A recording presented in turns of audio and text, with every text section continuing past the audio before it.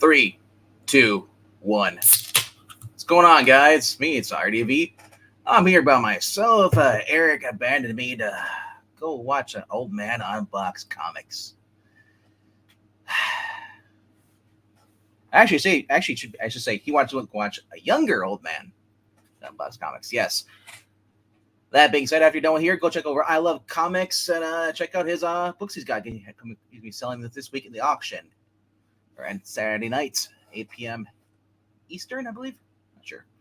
All right. Hello to Evil Black Cat. It's just you and me right now, buddy. Crazy week. I got some books that were supposed to come out last week. They were pushed back to this week, so I had to add them into the pile. There was only one I only got to read halfway through, so I can't really throw it in here because I'm not. I guess I could, but I haven't read the whole entire thing, so it would be kind of crazy. Hello to Maranya. Thank you for showing up. All right, so in case you guys are wondering what we do here, it's the Thursday nights are basically the best books of the week. That being said, it's the follow-up stream to our Tuesday nights top 5 Tuesdays, where we take the 5 books or pull as we think are going to be the best books of the week. And of course, this is the night we get to figure out, where are my books that were in my top 5 still my top 5, or did they change, or did they get rearranged? Who knows? We'll find out.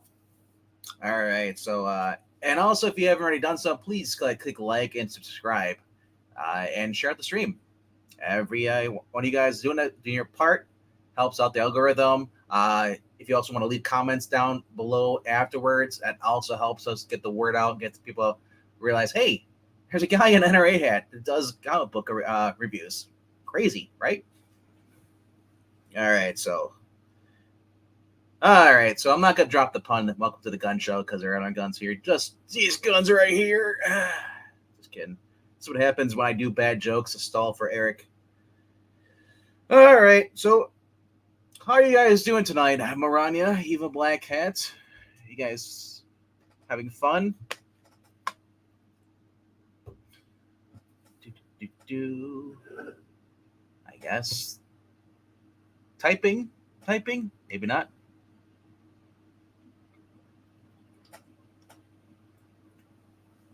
All right. Since nobody else is replying back, I'm just going to start showing off books. All right. So my number 11 is a book that I thought I'd give it a second chance. Ironically, it is on the second issue. It's a book that I basically wanted to give it a second chance to, but also because I also like the cover, and I really hoping that this character could just go upwards from the last run where it just went horrible. That being said, this week is the Invincible Iron Man number 2 at my 11 spot. Man, it's connecting Bob Lane cover. I saw I didn't get a chance to get the first issue had the cover by Bob Lane, but I was like, dude, this is kind of cool. The Hulkbuster, awesome, And Ron, you probably recognize some of these armors. So, yeah, this is my number 11, man. So I was mistaken in the first issue. Tony did not get drunk. Tony actually was drugged at an AA meeting. That's what it was. I wanted to reread it again because I was confused, and especially when they called it into here. The living laser ends up breaking free, attacking. Bob Layton is doing the Hall of Armor connecting covers. So I got to go look for the first issue so I can get that cover too. I think Zach might have got it. But anyway, so this being said, Tony Stark is basically being attacked by the living laser, who has a new kind of look now, which is kind of bulky, kind of like crappy compared to his, I guess, his previous design he had. I think it was the Matt Fraction design is the one that people actually like more, or even his older style. But anyway, so he attacks Tony Stark. Tony Stark is trying to explain to him, hey, I did not attack you. Living Laser says, like, hey, I was fine until you showed up at my apartment one night and basically kidnapped me, had your goons kidnap me. And, so at this point, Tony's already hanging out with what's her name, Riri Williams. Riri Williams was advertised on the main cover as supposed to be fighting against Tony, but in truth, that's problem with Marvel, where they lie, and that's not the cover case. They're working together, they're teaming up in this issue. Apparently, I did not know this, but somehow in a previous event or something, that Riri Williams now has all 10 Mandarin rings.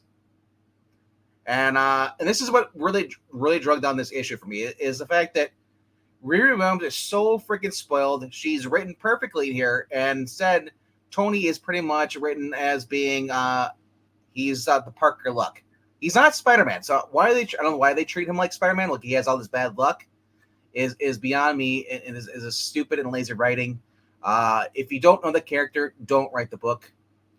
I believe this is still. I mean, this might be Gary Duggan. If I'm not sure who's writing it. I think it's Gary Duggan. It's just lazy. Riri Williams, basically, Tony told her, "Hey, you need to do something with those rings. You can they're dangerous." And she's like, "Really? Oh, I'm fine. I got a safe place." So as the living laser attacks Tony in his Iron Man costume, our armor, her armor gets sliced too. And yes, yes, Morania, he's hyper praising her, which is frankly disgusting. It is. Yeah, I agree. So when her living laser shoots her armor, she gets offended. So then we find out she's wearing the rings on her hands, and she uses the power of the rings perfectly, like a Mary Sue, and beats up the living laser. And then they enter the living laser's like memory. They do a little. Basically, she becomes like Emma Frost. All of a sudden she can communicate with them and says, "Hey, that wasn't Tony. Tony doesn't have goons. He's poor. Remember?" It is just a garbage version of Tony Stark. I don't hate Riri Williams. I just hate the way they portray her as being better than him. Same thing with Moon Girl being better than Reed Richards. It's to the point where, why should anybody pick this up? I mean, if Bob Layton starts offering these covers as a print or a poster, I'm buying that. I ain't gonna buy this comic book. But man, it's just the point where I wanted to give a shot. I hate buying a book because sometimes it's like the first or second issue is where I get hooked, and that shouldn't be the case. You should be able to get hooked on a book right away. In the very first issue, she'd be like, "Dude, I want more of this." But today's books don't really do that unless it's a really good writer and a really good artist pairing up together and giving out a good story. So that's why this book is my number 11. I don't hate it. There's parts I do like, but there's a lot more that I hate than I do like on this book. So that being said, if somebody does like this Invincible Iron Man number 2, please let me know. What is it that you like about this book? And if you like the way Riri Williams is being written better than Tony Stark in here, please explain why you think that's a good idea when the book is called Iron Man, not Iron Heart. All right, so that was my number 11. My number 10 is Titans United Blood Pact. I've been keeping with this. Basically, it's an alternate universe caused by the Brother Blood and Mother Mayhem. They basically attack the Teen Titans in the first book, and Raven is affected, and they're using Raven, they're controlling Raven, brainwashing her, and they created an alternate universe. Sorry, excuse me. And they're trying to basically all the Titans are all united back to, they're all working back together. Superboy is about to be executed, and I see Superboy. I mean Connor Kent. I don't mean Jonathan Kent or whatever, or anybody else. Yeah. So they rise up. They start fighting against Raven and Mother Mayhem and Brother Blood, and Jinx is there too. And just when they think they're gonna at the end, they got Raven, knocked her out, and they're gonna take her back. They realize it's not Raven that was stabbed from behind. It was actually Jinx. It meant to look like Raven. And yeah, so pretty much it's evil Raven, Church of Raven, evil, and everybody worships the Church of Raven. and the rest of the Titans are trying to free her from the mind control and restore reality. So, like I said, I enjoyed the book. It's not bad, but I'm just tired of heroes becoming evil. You know. All right. Number 9. This is the book that came out last. It was supposed to come out last week, but it got pushed back to this week. This is Blade Runner 2039, issue number 2. This is going to be tying over with Blade Runner Origins and Blade Runner. Before this was 2019 and 2029. Same character is basically, her name's Ash. She's a former Blade Runner that hunted down a cyborg. She's basically in a relationship with a female replicant. And at the end of, I think it was the end of the second one, 2029, they decided to basically say screw it. They're done working for the corrupt place, and now they're helping other replicants escape being persecuted, hunted down, and destroyed. And in this series, you have basically the Tyrell Corporation, which is no longer in business anymore. Now there's a guy named Mr. Wallace, and he basically has a replicant working on the police force to hunt down and track down all these rogue and missing replicants. So I'm not sure where the detective from Blade Runner Origins is going to tie into this, but eventually soon, I think in the next coming issues. I haven't looked ahead, but good series. Like I said, I recommend the Blade Runner series, whether it's Lotus or even these or Origins. They're all fun. What's up, Undid Quinn? All right. My number 8 is Shazam, number 4. Now, for those who may maybe not follow this, or maybe you watched Captain Frugal's video he released earlier today, and I recommend you check out Captain Frugal's his top and bottom books of the week. That's always fun and entertaining. I love he's got the little point grade system, so that's which he always explains. Like it's like I know every week he explains what the point grade system is, but people forget how he grades. So he does it every single time he has a video. So I love it about that little cool feeling. So anyway, so this book is basically it's Shazam, aka Mary Marvel, basically forced to take on the mantle of Shazam. Her parents went missing. Her sister, she's the only one who has powers. She was going to college. She ended up getting basically pulled away from that. So she was forced to move back home to using community college. She's just not getting along with her family members. And her parents end up going missing along with a bunch of other homeless people going missing too. There's a lot of these different science/magic experiments being done around the different people. So, and she ends up tracking her younger sister, Dorothy, I think is the youngest one, the little girl, who basically wanted to help her out, and Mary, who basically under so much stress, she's tired. She thought she was going to get away from all the family, all the pressure, be able to do her own thing because she started doing everything as a family with everybody else. She yelled at Dorothy and told her, you can't handle it. You don't have the power. And then she's frustrated. Dorothy ends up running away on her own and ends up getting kidnapped. She finally goes to the community college because that's where she's basically she finally recognizes what's going on. The teacher she was basically going to be working with as a teacher assistant to ends up being the villain in this. She is the daughter of the evil scientist that's always hunting Billy Shazam, wants his powers. Darla, you saying Darla is the daughter, or I mean the sister, or are you talking about the villain? You gotta be more specific because I can't remember. But I'm assuming you're talking about the little black girl. Yeah. Unfortunately, I don't really know that much about Shazam. I don't really read their old books, even the Charlton ones. I wasn't a huge fan of it. So, and I did watch the movie. It came out a few years back. And so the evil magic scientist, or scientist that was basically wanted to get the power of Shazam stuff, steal it from. His daughter is the main villain. She wants revenge against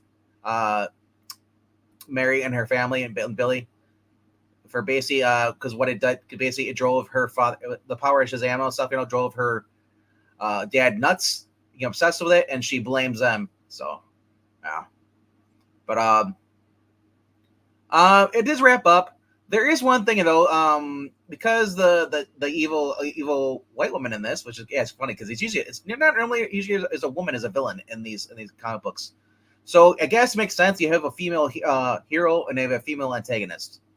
So anyway, the people working for her are these three jock kids, basically, and they, because they get powers now and stuff, they basically team her up, and now this is where it gets kind of cringe, and I can understand people have a problem with this. So basically, they call her Shazam, and they pretty much start yelling at her. It's like, we were fine before you started showing up. Who do you think you are? You think you're a hero? You're a girl and all that stuff. So basically, and now this is some people can take this two different ways. They can take it as a shot towards the people who are complaining that the fact that Billy is no longer Shazam, or his own book. The fact that the woman is Mary is Shazam, called Shazam in this. I mean, those people exist. Not everybody thinks that way, but there are people who do not like having female heroes. I'm sure there's guys who do not like Supergirl. I mean, there's guys who probably don't like Mary Marvel and stuff. They'd rather just have guys. They think it's a guy's hobby, so why have girls in it? But then again, there's also guys who are not stupid like that and appreciate having female heroes like Wonder Woman, Mary Marvel, Supergirl, Power Girl. But anyway, it was kind of cringe. Put it in there. I great, and this probably shouldn't have been the end. But overall, it did wrap up nicely. I do wish that they could get somebody coming in basically write this better. I believe this is Josie Campbell, I think his name is.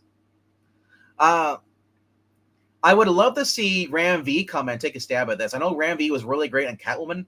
I would love to see somebody else who knows how to just write a character as a female character without making it basically making her anti-male. Because that's what this book came up towards the very end, and it kind of knocked it down a grade for me. Because that being said, I still enjoyed it.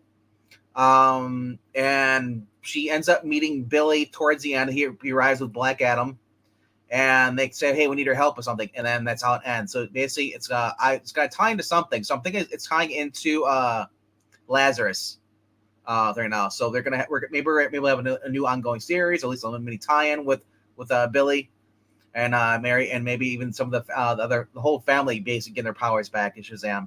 Who knows? But overall, fun book, fun character. I look forward to Shazam: Fear of the Gods. Hey, Undead Quinn, I didn't get the jab. If DC is giving you a shot, then you shouldn't be buying them. Anything that you're buying. All right. Number 7. This is a book. It's the second issue, and it's only $1.99, and it is a fun book. Somewhat predictable. We still haven't gotten to the big bad guy villain yet. This is Fight Club by Mark Millar and Juan Ramirez. No. This is the cover B. It's the only one they had left. This is the black and white cover. Basically, this issue we get to see the main character, which I forgot his name, because they hardly ever say his name in the issue. But he ends up confronting his friends who basically run away from him because he's scary, because they think he's a vampire or whatever. He's got the luchador mask, and he keeps appearing and doing the Ghost Rider thing, bam, poof, and hunts him down. And basically ends up talking to them and offer him a chance to be him like him, become superheroes. The girl right away, she says, "Yes, I want to be a hero." And the guy on the left in the book here, he's like, "I don't really want to. I mean, I gotta die or and feed on people." It's like, I don't know. But of course, when the girl wakes up in the bed, it's been 3 days, and she looks over and she sees her other friend. He's also his bed. He's like, yeah. Once he realized he's gonna be the only one without superpowers, he kind of caved in the peer pressure. So all three of them start jumping around the city, doing all their moves. He's like, "Hey, I got you guys luchador mask." He says, it's not only does it hide your identity, but it also keeps the sun off you, because that way they can run around during daylight.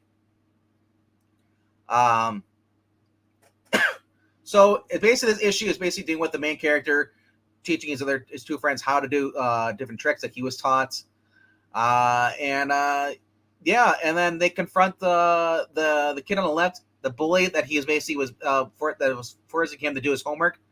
They confront him and they show him up in basketball. I'm thinking, like, what's the one thing you never do when you have superpowers? You don't go show off that you have abilities if you want to have a secret identity. But anyway, yeah. There's no one taking this here yet, so but like I said, it's been a fun book. It's still it's a fresh idea. It feels like Spider-Man at times. Heck, they even do the whole Spider-Man thing on it, sitting on the wall like that, upside down. The art in here is great, and I hope that it does basically get the ball rolling. I mean, I want to know who's the big bad guy. I mean, I'm not sure how many issues it's going, but I want it to be like 10 or 20, whatever. I'm just sick of these 6-issue little series, and that's like boop, or 4 issues, and it's done. So you don't get a whole entire story. You get like a rush story. And Mark Millar is known for doing good stories. So if this is an ongoing, please let it be an ongoing, because I just don't want. I want 4 issues. I don't want 6 issues. I want 12. I want at least 15. If Captain Marvel can get 50 freaking issues over at Marvel, this can at least get 50. But then again, it's Image. It all depends. Who's gonna? I mean, it's $1.99 per issue, and you're getting a good story. You're not getting the trash that you'd finally find in some of the big two. So if you are anti big two, hey, this is only $1.99, and this is not. It's not like you're getting like a watered down. Hey, I buy this, insert this, and this, message. So fun book. And here he is, late as usual, Mr. Eric Breen. I'm late. You're 27 minutes late. I've got a note from Epstein's mother's doctor. Okay. You're not old enough to get that reference. If anyone that raised him is still alive. Well, he's not alive. Oh, okay. Well, we don't know that. He could be alive. No, that's from Welcome Back, Kotter. Oh. And he was one of the 4 sweat hogs, and 2 of the sweat hogs have died, Horshack and Epstein. Well, I'm thinking Epstein, the guy didn't kill himself. But whenever he would get in trouble, he'd always have a note from he wasn't smart enough. He'd do it himself, and he'd sign it Epstein's mother. So he needed a doctor's note, so he signed it Epstein's mother's doctor. It was a stupid show, but those were kind of funny. I maybe watched 5 minutes of it with Tony Danza, and that's about it. Nah, Tony Danza was not on that. Wait, what am I thinking of? Welcome Back? You're not thinking Who's the Boss, are you? The Welcome Back, Kotter was Gabe Kaplan. Oh, that's right. No, that's what I'm thinking. I'm thinking John of the other guy. Travolta. John Travolta. That's what it was. Yeah, he was the one that left the show before the last season because he became a huge star. Yep. All right, so this is my number 7. Like I said, I enjoyed the book, and it's still going strong for me. What did I miss? How many books did you get this week? I had 11, but I also got some back issues too. Oh boy, do I have a back issue to show you when we're done. All right. And hello to Jackson Roykirk, who showed up just as you showed up. Are they the same person? No, we were both on a stream Monday. So there is proof that we are 2 different people. You paid someone else. I've seen how it does. Spider-Man gets somebody else to wear the costume. That's right. I sent the Prowler. All right, so fun book. It's only $1.99. It's like I said, I'm having fun with it. All right, my number 6 is on issue 3 of Resident Alien, Book of Love. The plot thickens as the sheriff's wife, who went to basically went undercover to work as a nurse at one of the nursing homes, which turned out they suspected that the lady who runs it was basically coercing the patients to write her name into their wills, so that way she gets the money from them. Not enough, not a lot, but at least like $1,000 or more. And so she didn't like that, and of course because her husband he there's nothing he can. There's no proof right now. He can't really investigate it, and he's busy as it is. So she ends up going undercover, and she gets caught. The lady pulls a gun on her. Meanwhile, basically one of the guys, the main guys, his name's Download. He was always a guy like, you need something, I get it for you. We found out last issue that he used to work with the mob, but he didn't want to beat up people for their money. Basically, what happened is that he was got involved in some kind of like thing in New York where these guys played poker with him. They swindled them, and they couldn't pay the debt, so they wanted to work it off. And and they do that to a bunch of people. And he just didn't want. One guy was beating. They were chasing out a guy in the alley, and they were beating him up. And he didn't want. He had a stomach for it, so he ran away. So he moved. So he went to Patience. So he's recognized at the bar, and now he's sweating. And Harry just moved in with Asta back into his cottage. So, before you go to the next one, I don't know if he's still here. He was here a minute ago, but our Kings are now 7 games over 500. Like the beam, third in the West. Yep. And it's time to light the beam.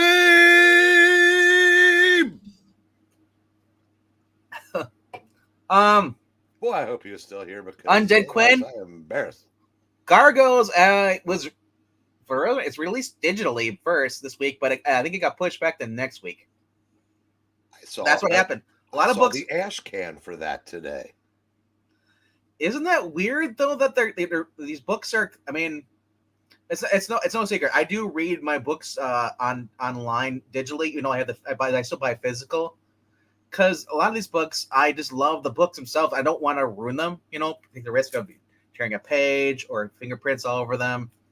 Not that I'm never going to sell them, but even if I ever were to sell them, I feel like I would not be able to get somebody that's like, oh, you want to read? You want this? Is all kind of reader copy mangled up and ask for more than it's worth.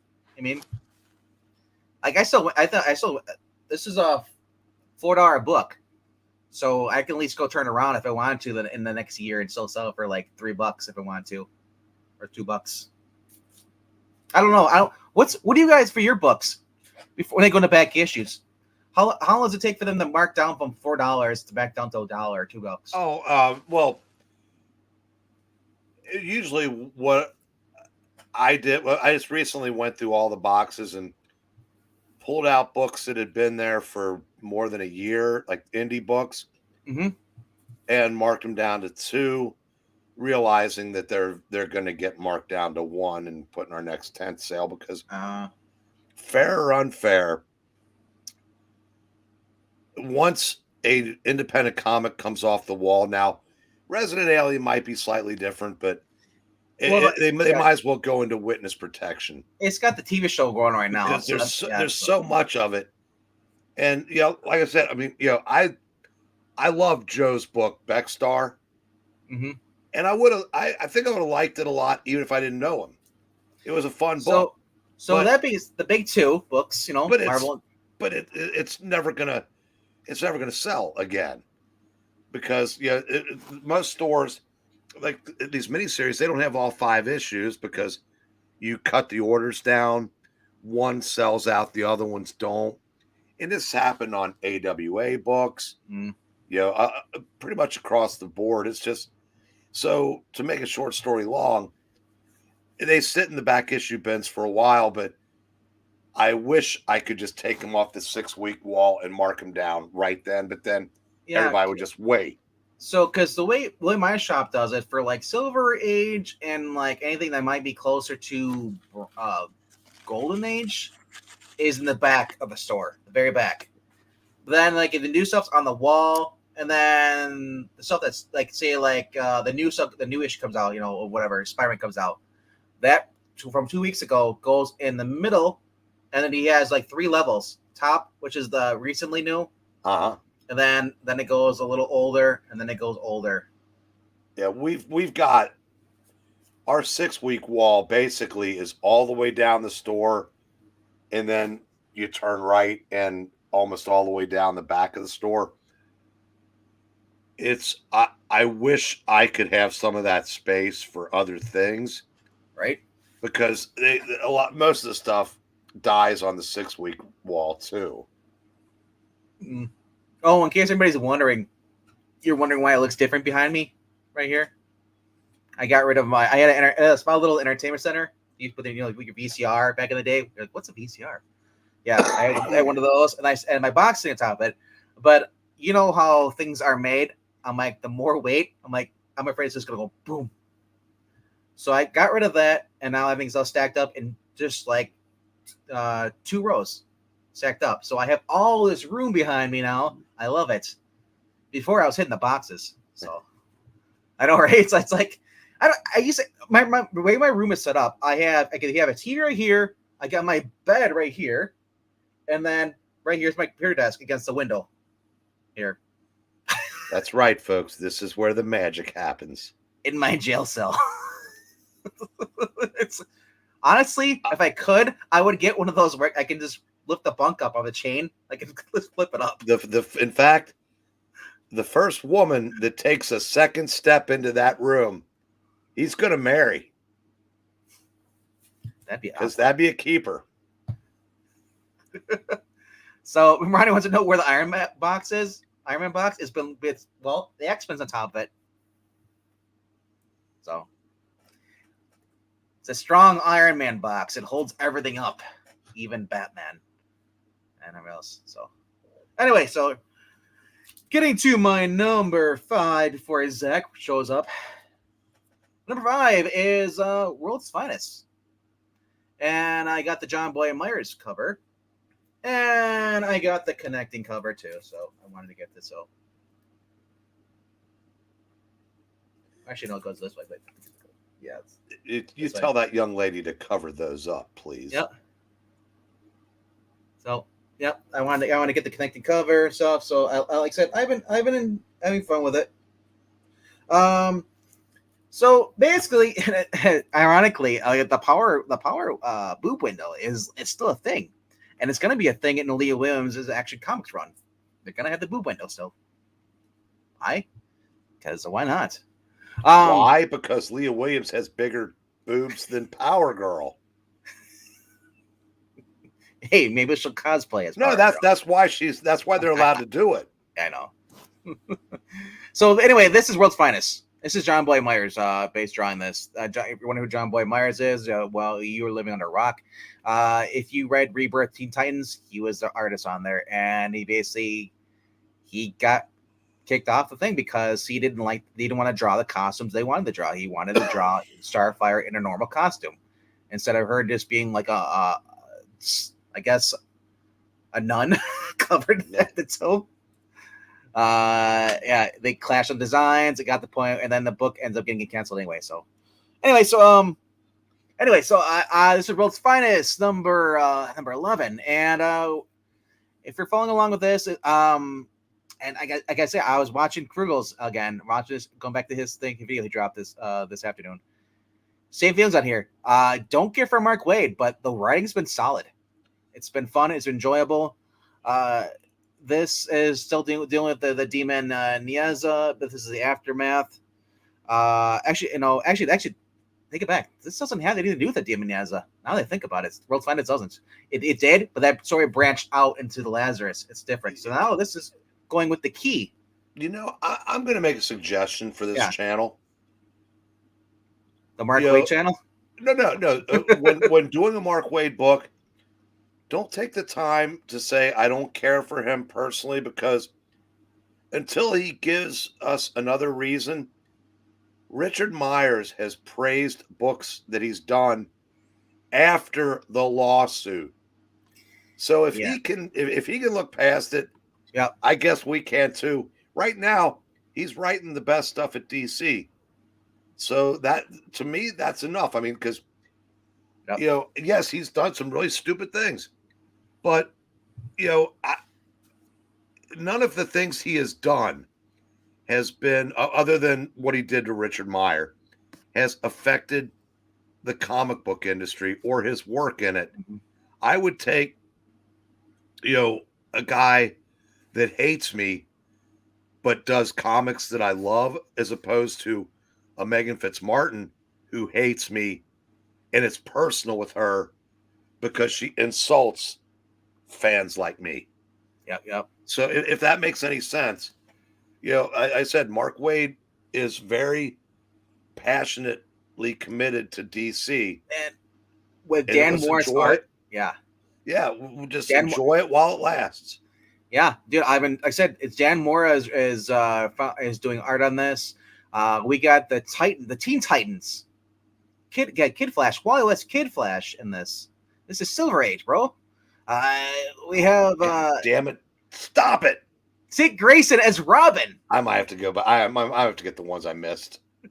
In here, we even have Magog show up at the end of this book. It is been fun. The keys have been written around here. The Joker was written here, but and it's just been a fun overall book. I'm excited to see where this is going to go next. The last Batman Superman book crossover was during Future Save, and that was Josh Williamson, and it stands pale compared to this. Maybe because it's a Silver Age. Mark Waid. I like Joshua Williamson. Mark Waid is a better comic book writer. It's that simple. Yeah. So, like I said, I had to get the connecting colors. So, fun book. And I believe this is supposed to be Helena Wayne, New 52. Not. I don't think it's because the last time these girls were together was World's Finest Earth 2. Yeah. Good stuff there too. So that's what I'm thinking. All right. So of course that was my number 5. My number 4 is a book that surprised me. It is ending with this issue, I believe, and gonna go into a new, same title, but it's new number 1. But it's because I just keep it. It is just change it to say going from Strange to Doctor Strange, and that's it. And keep the numbering, whatever. Anyway, so this reason I like this so much, Breen, is because it had a happy ending. If anything, if you had Doctor Strange being returned to life at the end of this, wait a minute, had a happy ending? Yeah, had a happy ending, and he even gets lucky at the end. Well, that is a happy ending. Yes. Basically, they're going against the Blasphemy Cartel, and Blasphemy Cartel, they pull out the last stop. They decided to release their ultimate weapon. They've been because all the former villain superheroes have been basically being resurrected with all these spirits and ghosts in them.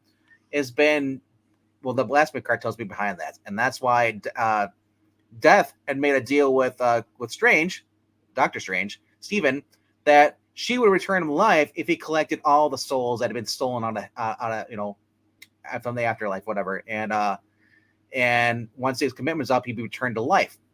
And because of this, he was unmasked. He ended up finally realizes that the Harvest was actually Stephen, but they were not allowed to touch it because he represents everything death. She represents life. So it'd be catastrophic if they touched.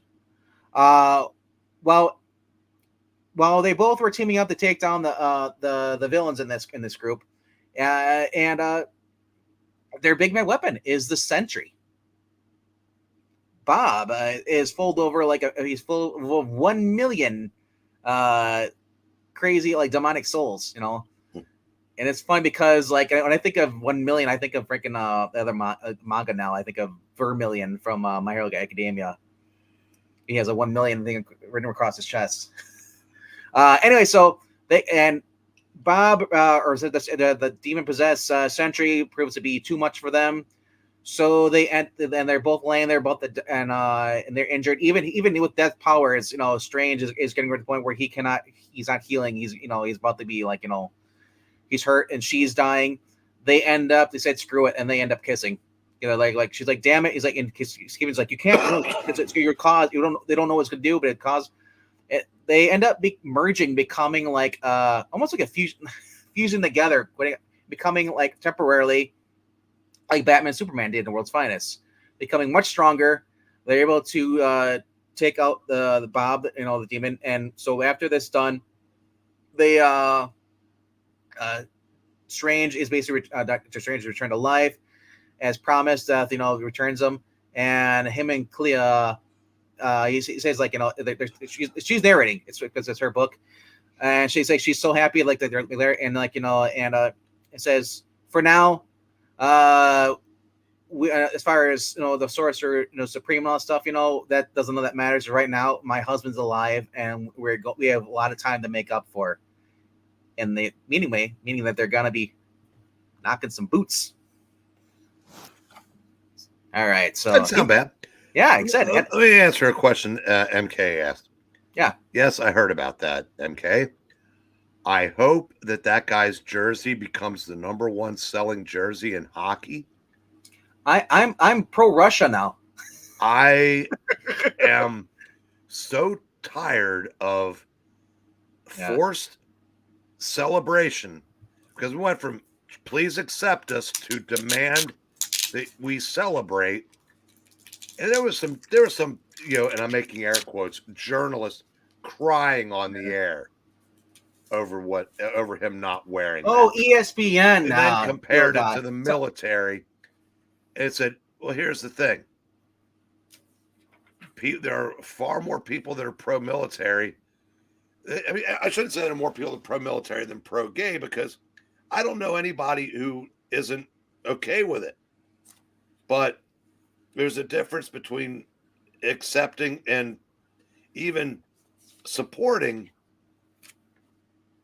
than celebrating. And that's what they've demanded we do. And that's where the pushback's coming. And that's some good art. I know. Isn't that crazy? Who's the artist on that? It's Ferreira. No idea who that is. Marcelo Ferreira. Oh, Jay, we're already there. Yeah, so they're demanding worship at this point. Yeah, so like I said, I love this. Look at this. Like, this is crazy art for the merge together. And the whole time he's here, you get to hear both their speech bubbles, like they're crossing over each other. It's like, she's in yellow, and like, and then when it goes to like him, like it changes the color of the word, and they're constantly fighting, and it's just like I said, I just love everything that's going on with this. Oh, and by the way, let me say one more thing before we get back to comics. When I say that, I'm not even talking about gays demanding it, because that's a very small percentage. The majority of the people demanding it are their allies that are basically screwing it up for everybody. Now, back to our regularly scheduled comic. Yeah. Like I said, I enjoyed this for what it was, and then working together, after they're done. He's back. He's restored back to life. Wow, he almost looks like he did in the 70s there in that one panel. I like that. Yeah, the blue. Oh, I'd love. I mean, I could read a Doctor Strange book if he had that costume again. And it just shows them, they basically like have a happy ending, and it's the end. But we know that they're supposed to be. He's back in. The next year, and Clea and are going to be joining him again. This is going to be written by Jed McKay. And then Pascal Ferry from Namor Conquered Shores, Spider-Man Spider Shadow. He did the art on that. Who's Namor? Raymond. He's a bad guy. So this is a new thing. Wow. Stephanie Phillips is doing Rogan Gambit. Wow. So that'll suck. Yeah, because it's not Lee Williams. Well, I don't know. There'd be a whole lot better with her. Sorry, not Lee Williams. It was Kelly Thompson. Kelly Thompson did the Mr. and Mrs. X. That was a fun story. I think that's why they said, so that basically you've got two of Marvel's three power couples there, Reed and Sue being the other. Yeah, they're still together. There should be a fourth, but we're never going to see that. There should be a fifth, bro. Black Panther and Storm. I didn't have a problem with that. I thought that kind of made logical sense. They're both from Africa. But that one didn't click the way I think they thought it would. No. And I don't know why, actually. I mean, I know personally, I liked, I've been reading Black Panther since he was with a girl named Monica Lynn, who was from New York. And when he took her to Wakanda, all the women there hated her. Well, of course. Because they saw her as an outsider. Yep. And because back then, women weren't all besties like they are now. But the women are besties. It sounds like they're besties. It's hilarious. I may give that Doctor Strange a try. So you said it started off kind of like, I was like, oh, is this Clea by herself with Wong? And then the first issue was not good. No, it really wasn't. I tried to like it, but what made me like it is the fact that I knew that they revealed that Doctor Strange was coming back to life, and I was like, I knew that too, but they tried too hard to make her like a glib New York City, and when she's actually a girl from another dimension. Yeah, they try to make she talked like a tween texting. She talked like a girl who basically is sick of her mother. Her mother controls everything. Yeah, that's it. But all right, so like they got over that. My next book is actually I'll just say the Strange book got better when it was revealed that Harvest was actually Doctor Strange. It was actually Stephen. And then it got much better. Like it just took off from there. I was like, oh my gosh. So like I said, I want them being a couple, working together, hanging out and do stuff. Yeah. I don't want this where it's like, like I don't know. I don't want somebody who's writing the book who doesn't understand the characters. Jed MacKay's proven to understand at least some of them. He wrote the best Iron Man in the past 20 years. At least I think. I was actually surprised that they let a man write Clea. Oh yeah, true. Well, Megan Fitzpatrick Megan was busy. Well, I'd love to say you're kidding, right? But Teeny probably was. Yeah. Well, yeah, she was too busy writing Catwoman into the ground. Yep. So anyway, so my next book is a book that I want to give a shot because, well, it's the writer had left it, and I left it to the artist to finish those last 4 issues, and it's one of my favorite artists. I was going to say Incredible Hulk, but it's actually the Hulk. And this is Ryan Ottley doing the art, the interior art, and the inking as well. Yeah. And the story. As I said. So basically, it's Murder Ball. The Hulk is basically they want on this world, this planet where he's at. They want to play a game where basically if 2 teams, a red team and a blue team, they take the core from a dead planet, and they use that, and they're supposed to like knock it into like space. And the more things you hit, it's like pinball. The more you hit, the more points you get. Can you put that up there again for a second? Yeah. That's actually a lot less cartoony than I'm used to seeing with Ryan Ottley. That's not bad.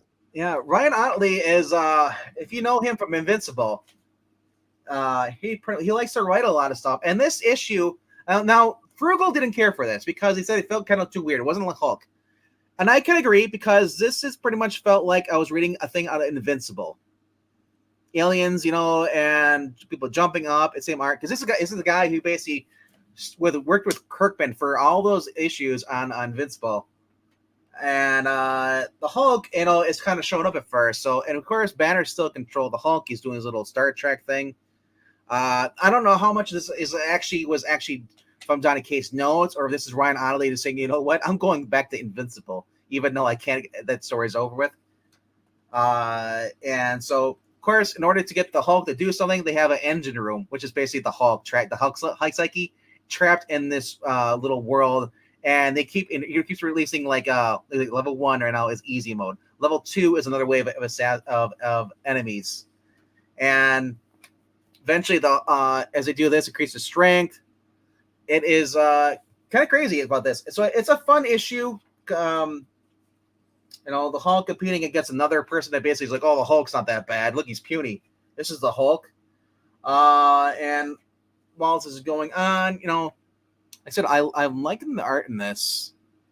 He takes the bad guy. He grabs him by the head, swings him into the ball. He's like, "Here, I'm going to introduce you to the baseball." It's like, so while they're doing this, this is where it becomes full out Invincible, though, the storyline, because there's these guys that are protector of the multiverse. When the Hulk originally was going across, he came across them, they attacked them. It's revealed that these guys are basically, whenever they're, it's a new team. every time one of the team gets destroyed, it's pulled from another multiverse, another Earth. So basically, all the copies of them, and they're upset. The queens are like, "Oh shit, like, dude, like, we have footage, showing that the Hulk, when he went through you, he wasn't awake, he was unconscious, he was in a dream state when you attacked him." So they agree to go away, only for one of the guys who did not hear them was up in space, went and just killed all of them. And she's like, "Look what you're doing!" She runs down there, and of course this triggers more people to start showing up as more, and she has to keep killing them one after another. Finally, he's like, "I give up. Wait, stop." This is a very Invincible kind of comedy trope they would do in that book with Robert Kirkman. So that's, obviously the guy right here too. It's supposed to be like General Ross, but it almost looks like it's from Invincible. It looks like the dad with longer hair, or even didn't really progress the plot at all, really not much. It just kind of did call back to some people from before. Like I said, the only thing that we got as far as continuing on to this is that we see at the bottom here is that the Hulk's not really in control. There's a devil Hulk, a demon Hulk, that's personality that wants to. Basically, he's the reason that the Hulk. If those who don't remember, the reason the Hulk up in the first issue, because he slaughtered a bunch of people in wherever he was. I think he was in New Mexico. But Bruce says, "I didn't do it," and neither did the Hulk. So but yet they have a footage of him doing it. Now there was a black version of the Hulk. I remember that, at least. I think there was back in the day, or at least in the past, in the 2000s. I thought there was an evil version of the Hulk personality. I bailed on the Hulk after Planet Hulk and World War Hulk. Yeah. I'm not sure where it's from, but yeah, I do remember that. So it kind of reminds you of World Breaker Hulk, or a little bit after that. Anyway, it's a fun story. It's not your typical Hulk story. That's kind of what drew me more into it, because I love the Invincible story, and I wanted to see what he was going to be doing. And Zach, why are you in the chat? He must be driving home while messaging. And hello to Ash 1138. Call me a pie. I'm not a pie. I'm a human being. All right. Oh, you said you didn't send him a link. Oh, I thought I did. Could have sworn I did. Unless he's checking Twitter. I'll send him a link. Could have sworn I did. I sent out a bunch of links. Wait, so I sent you the link 2 days ago? But somehow you never got it, though? So I have to send you a fresh new link because you can't find the other one? Zach. All right, this is the moment where we take a break right here and just wait for me to send him the best of the week. Waiting for Discord to load. That's the fun thing about Discord. You can't send links through from StreamYard through mobile. You got to do it through the PC. And well, Discord's going up. All right, come on, Discord, let's go. StreamYard likes to take everything. It takes all my memory, my internet speed. Hey, you look a little foggier than usual. Yeah, my camera's doing that. We're down to number 2, right? We're down to number 2. Ash bought comics today. You want to go on camera and show them? Sorry about that, Zach. I saw 2 link things. I figured one of them was the thing. I know you like to send them out early, but you typically don't send them out like 2 days ahead of time early. Right. So sorry about that. I am a little later than I normally am. I had to stop in the pharmacy and get some Advil. I I've been having some jaw pain. So the doctor said, get some ibuprofen. So so what's causing this jaw pain, sir? I have no idea. Talking about Star Wars. Hey, stop it, you Star Wars hater. Well, why don't just go up to somebody and say, punch me in the face? I didn't do that. I don't know what it might be. Maybe that'll I just fix it. Maybe I just want to point out, she always says on her Twitch streams that she is not mean to me. This is proof right here. She's not being mean to you. She's being supportive for me and everyone but me. There's a difference. Well, go check out Every Real Goddess over on Twitch. She plays games, complains about Halo. Almighty, I need to watch more. I'm trying to watch more gaming streams, so I might actually get into that. I've got enough video games to play. Her and her boyfriend, they both play. His name is Aries. They both play games. They're playing the. There was a cat game they're playing. Oh, Stray Cat? No. This was a cat with a gun. Oh, that's totally different. Yeah. Yeah, I forgot what it's called though. Plug what game you're playing now. I know you guys finished the game. You guys were playing a new one. I thought, but Gunfire Reborn. That's what it is. Yeah, Maranya. I don't know if I'm grinding them. That's what somebody else thought, but I don't know if I grind my teeth. I don't know what it is. Evil black cat. Maybe it's locked. I did think to myself at first, I was like, wait a second, is my tetanus shot up to date? I love Lockjaw. Yeah, he's great. He's a good dog. Unless you read the story where he's a human that gets turned into the dog, then it's horrifying. Unless you're Supergirl, who likes that thing. The guy turns into a horse. Oh, that's the horse. Yeah. Comet. All right. So my number 2. Stargirl, The Lost Children. Man, this is it's a mixture of this nostalgia and new heroes being this all combined. Jeff Johns' phenomenal writing. It should not be a limited series. It should be an ongoing. I'm just tired of these limited series. What's next? You're gonna have season 2 of a limited series, Stargirl. I'm just done. I'm just done with the limited series, 3 to 6. It's like just release a trade. I'll pay the $20 all at once. So anyway, so basically they're on this island that's basically outside of time. She comes across the Lost Children. We're getting some Peter Pan like references here too, the Lost Boys and all stuff. Meanwhile, to call her, her name's Red Arrow, but I always want to call her Arrowette because I mean that's pretty much the same to me. She looks that way from the other girl. Anyway, so she's locked in this facility with these other kids next door. We find out who's basically next door to her, trying to escape the facility. Who could probably save all of them is what's her name? Boomer. I can't remember her name is, but she's her dad is basically Jay Garrick. She's the daughter of Jay Garrick, and she's stuck on a cosmic treadmill or some sort of treadmill. And there's some creepy looking, like she's called the Jack. Do you remember what she's called? The child something? Childminder.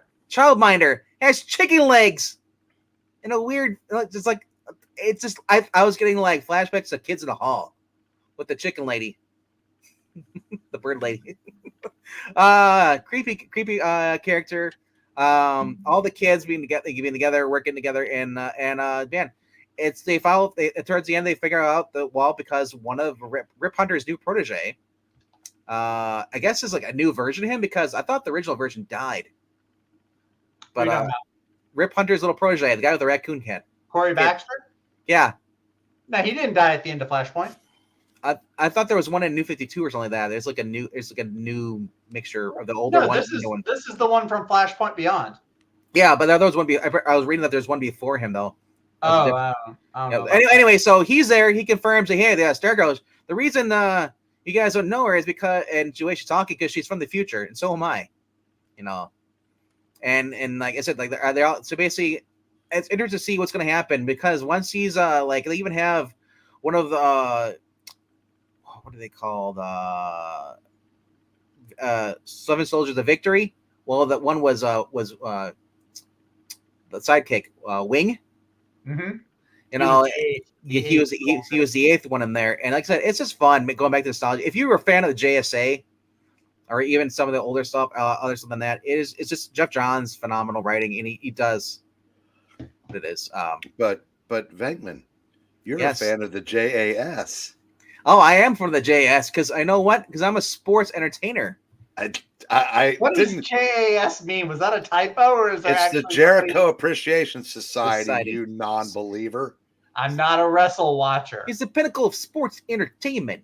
I would have acknowledged that, except for I couldn't get a word in. Overall, because it's a fun book. I just like I said, I almost want to show the like. Well, Zach can if he wants to. You have a book. I'm sure you have it. If you don't have this book, I'll have to hit you upside the head and disown you. Maybe that'll solve my my jaw pain. Just knock it into place. It'll make me feel good. I don't care.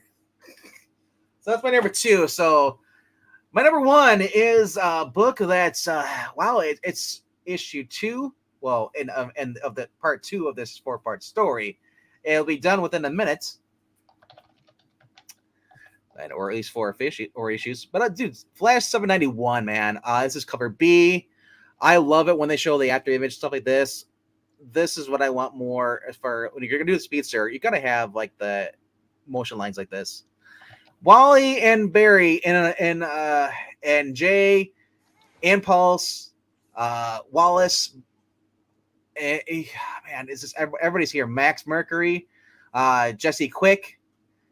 It is just a fun series, and I know Ash will not like this because there's just too many people in here that are Flash people. I agree with I said after we're done with this, go check out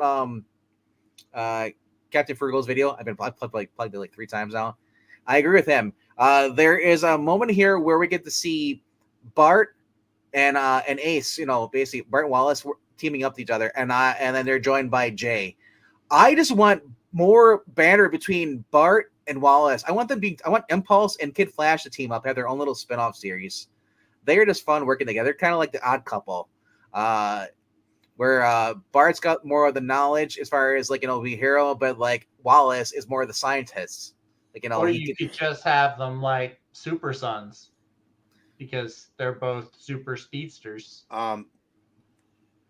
I hate to interrupt, but then don't. Damn, Black Cat's line was good. Zach Richmond and Tim Drake did. Oof. Say no to spoilers. Say no to spoilers. Yeah. Anyway, so like I said, I love the banner of this sad moments for those and this is a spoiler from the first issue. If you've not read the first issue, please plug your ears for the next 10 seconds. After I do this, I'm gonna sing something right now. So when I get down to 1, cover your ears.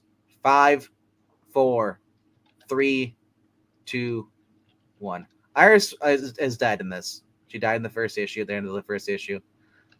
But that we know she's gonna be brought back to life. But just seeing that moment, the very end of the first issue with Barry, and then you see them walking, he's carrying the body and stuff. It's just heart wrenching. Basically, they're going up against beings called the Fraction. What they are able to, they access the Speed Force. And what they do is they conquer planets within under a minute. And I guess in this issue we learn that they're after the Earth's hydrogen and some other stuff. Basically, they're like just mining the Earth for minerals, like the Kryptonians from Man of Steel. They're terraforming, taking what they need and leaving. And right now it's been a fun series. I'm looking more to basically Miss Murder. There is a new villain at the end of this issue, and those are like, well, I'm just tired of these villains because these villains were written by crappy people. That's why we're not good writers. Well, the first one might have been. I don't know what the first one, but we get this villain at the end here. The new Miss Murder. Nothing down. Miss Murder is, I'm not sure if it's supposed to be Dr. Light. Some people have said it might be Miss Martian, but she's from the Dark Universe. She's basically there to hunt down and track down the speedsters and bring them in, because the guy, one of the guys in charge of everything, well, he's not his queen. He's trying to impress his queen. He's like, oh, give it to my queen as a to give them as my new slaves, the speedsters, as a wedding present. So, and I guess normally I'd be like, I roll my eyes when I see a character like that, but it's Jeremy Adams, and Jeremy Adams, I have faith in him. He'll actually do the character just. It won't just be another clone of the Joker who laughs, or the Batman who laughs. Like I said, it is just a cool thing. And I said, here's a scene. Yeah, it's actually in this right here. You see all the heroes kind of like working together. I said, it's been a while since we've had a Flash family book. I think the last one was Joshua Williamson when he had all of them work together in the alternate universe. So you see the run right before this one, then. Yeah. Well, no, way before this. This was like. Williamson was the one before. Longo. Yeah. Well, how Longo that was. If the run before this, Adam's only not on like a year or two ago. Yeah, and there was a run before that, before Josh, right after Josh Williams, there was Kevin Shinick. Did 2 issues. Two? Okay, sure. like the 2 issues between Dan Slott's Fantastic Four and Ryan North. Like nobody remembers that. 2 issues isn't a run. That's a blip. Yeah, it's a blip. Yeah, like I said, it's been kind of crazy, and I love the fact you get to see just here's the villains, but you also get to see Jesse Quick. Now, I never understood why Jesse Quick has a Flash t-shirt on. I thought she had a different costume, but now she has the red costume on top. Mr. Zach, do you know? I just know that I liked her better when she had the Liberty Bell costume.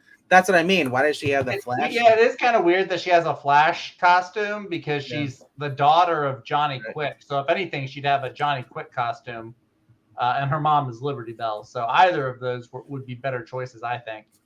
It might have been a costume. Maybe she had it in like the 90s or something. I don't know. But like I said, this has been so heart wrenching. You see him and while he realizes what's going on and this stuff. This is not the normal artist usually for the book. This is at something Cruz. Roger Cruz. Yeah, he does really good. I like his work. I would be okay if So the other thing I saw in here too, as you open the cover right away, is this. Now they have illuminated wall art. What? So this is kind of cool. I mean, if you want that, I'd rather have the poster on the wall, but yeah, that's my number 1 book of the week, man. She's not the bat who laughs. Miss Murder doesn't laugh. As far as she's not laughing, she's not great. And like I said, it's a dark universe. It's a thing now. They're never gonna stop pulling from that.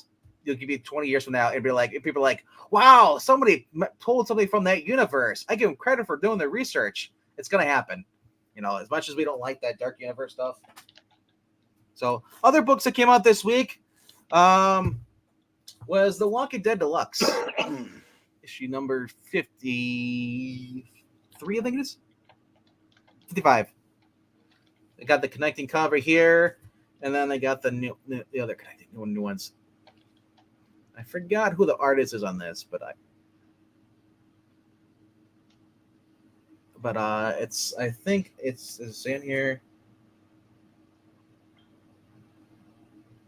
It's FM, whoever that is. I'll have to look it up, but back issues. I got some cool back issues, Brain. Oh, and I'll be the judge of that. Well, I think I got some good back issues this week too. Actually, I decided to pick up some Shaken. Never read this one. This is issue 4 out of the second volume. So I found that. Came out in 2006. Now, Ash, if you're still there, let me know, because I do have some books that I got that you might like. Now, I feel I might have overpaid for at least 2 of them because I got them from the Good Shop. But issue 1 of Nemesis. Oh, nice. Very cool. I didn't want to pay the $5, but there was the only place I had them. And that's I didn't get it last week when it first came out, but I was able to find it. So Miss Murder is a song. Yeah, I remember that. That's funny. Issue 3 from my normal shop. I only paid like $1.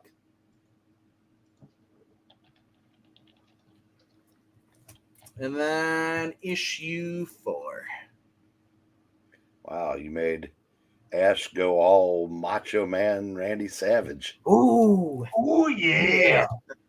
Now, Breen, I got these. I got this first. I got another limited 4-issue miniseries that was done by Ron Harris. It's an Epic Comics. All right. So, this is the first issue. Yeah, you mentioned that. Asked if any of us old timers have read it. I did not. So you'll have to let us know how that is. Yeah, I mean, this is the interior art on this. I mean, it looks like it's set back in the back of the day.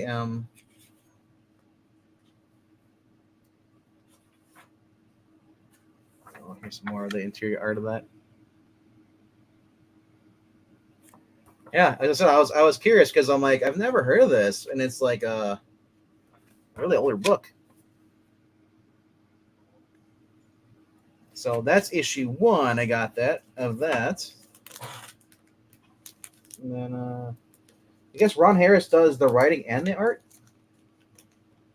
That's what I'm seeing because he gives the names on the cover and the wraparound. Here's issue 2. So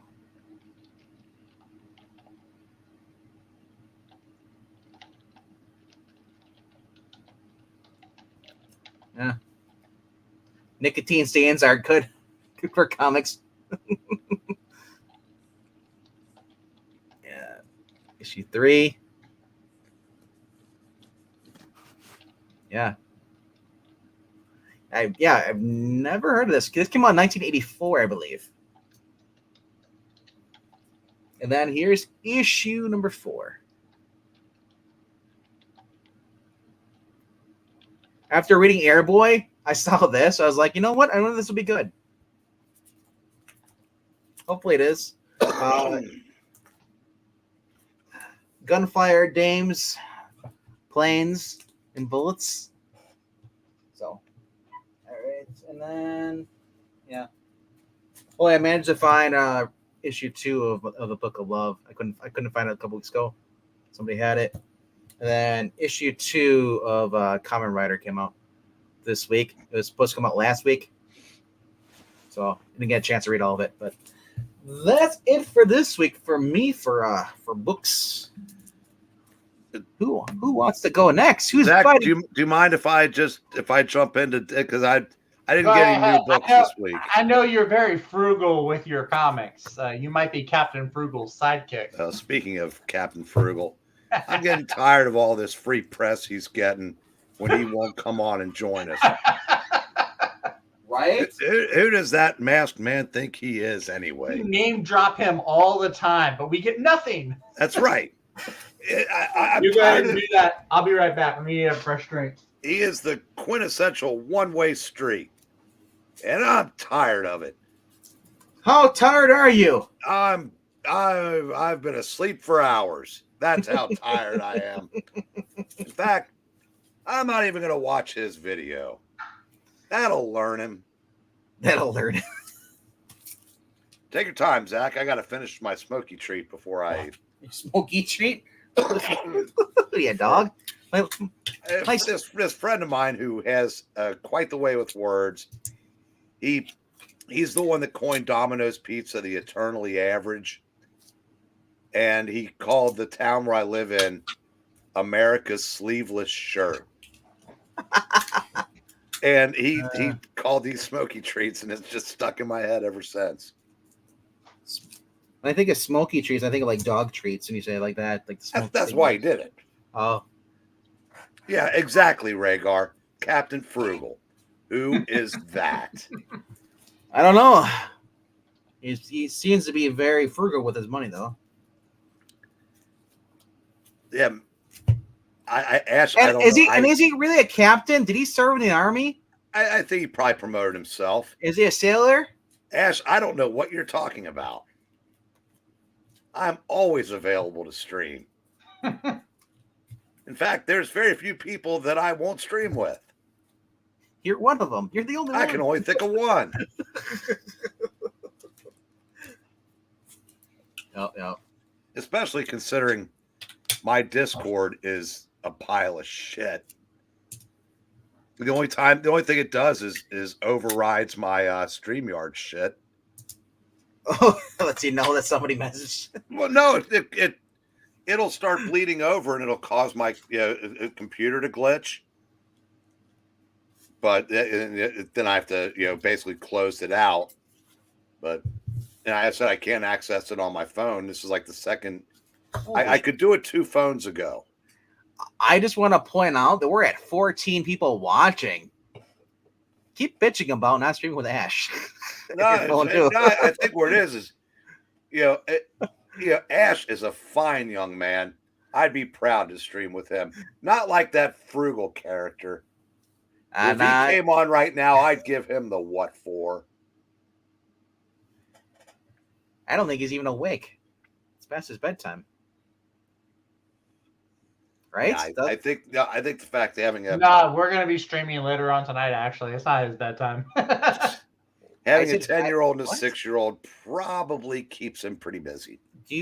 Zach, are you part of the conversation, or are you just listening in here and there? Because we're talking about Captain Frugal. Oh, I thought you were about Ash. No, My bad. Ash doesn't have a bedtime. If he did, it's 3 hours after I go to bed. I was about to say he's on the West Coast. All right. Okay, got a couple here. Not much, but no, they're dropping off now. Let's get it. Yeah, we're down to 8. I'm one of them. You mentioned a flash. You mentioned 3. You mentioned 3 flashes. Yes. Once there were 3 flashes. Then there were 2. Then there was 1. Finally, there were none. Nice. I think we read that or did a retrospect on it. I don't know if they're not. That's what I'm aware of. Could be wrong though. What's the story in that one? Is that they go against they're kidnapped sent to another world? No, I read it yesterday. I already forgot. But I've been reading a lot of comics. Now, today I tried to buy a comic, and my boss looked at it and handed it to me and said, "Merry Christmas." You guys ready for something relatively impressive? It's the world's finest. Brand Bold. Ooh, nice. Merry Christmas. What's the retail value on that? Well, in this condition, it's probably still 3 figures. That sounds. I was gonna say, even the worst, like the worst condition on that is still worth money. Yeah, the mint price is like 14 something, 100, not 1,000, but yeah. I mean, I said it's Did you show it up on the fossils? No, I just got it today. Oh, that's right. Yeah, you just got it today. I'll be showing it next week. Right. I mean, my whole collection, I had everything. I mean, so this is probably the first book. I had a display board that had AF-15, Amazing 1, FF1, Hulk 1, X-Men 1, Hulk, the Tales, everything. This, I think, is the first book that I've reacquired that was on that board. Nice. Yeah, I'll never have the vast majority of those, but I said that was I couldn't. I mean, that was very nice of him to do, and I said I couldn't be happier. This this book is awesome. I mean, there's no way to. It's better to look at that than look at me. Right. But It's anyway. So that's like I said. I didn't get any new comics this week. Kidding me? That I'd give you all mine if I could have that book. I'd give you last week's and next week's too.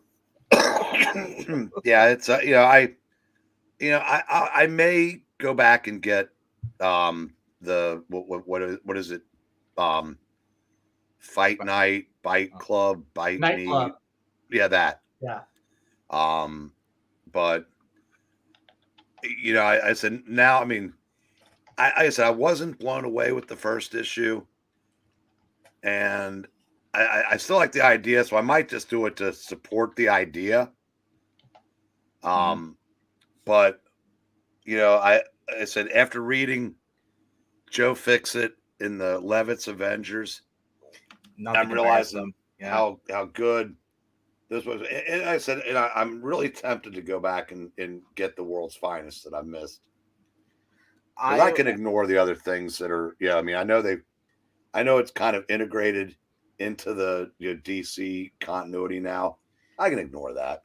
You can just page through it at the store. You can. Yeah.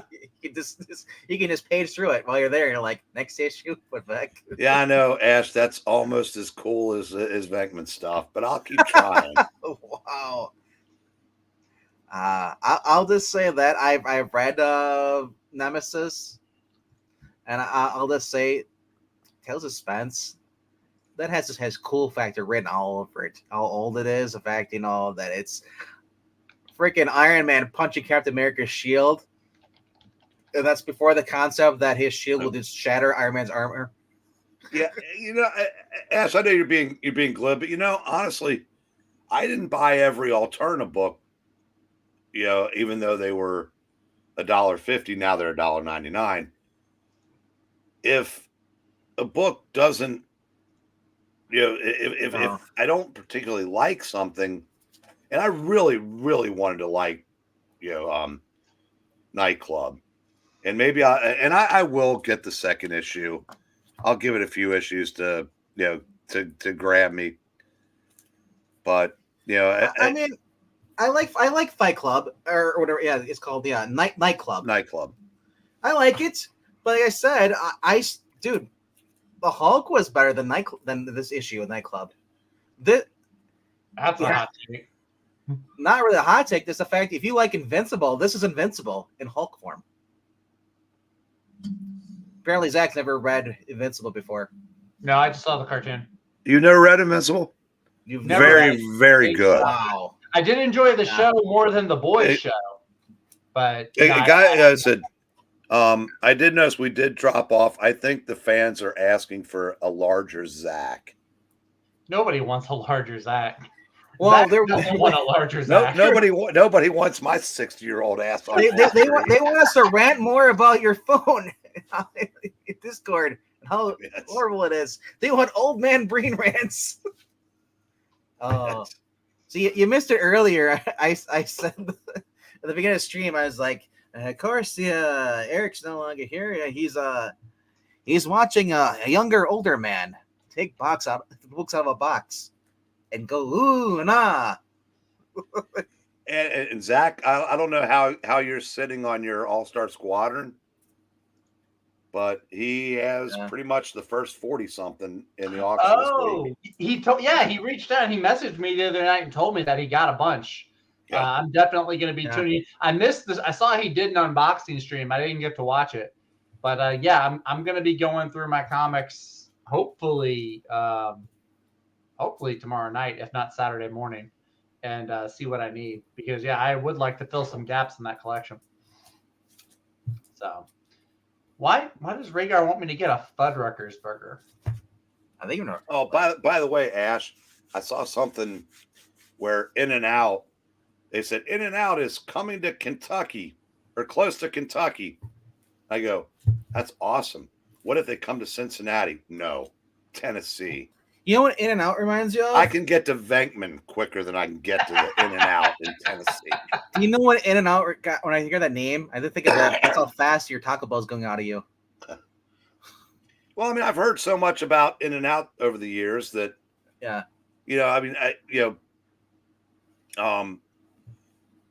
Ooh. Yeah, because McDonald's, nah.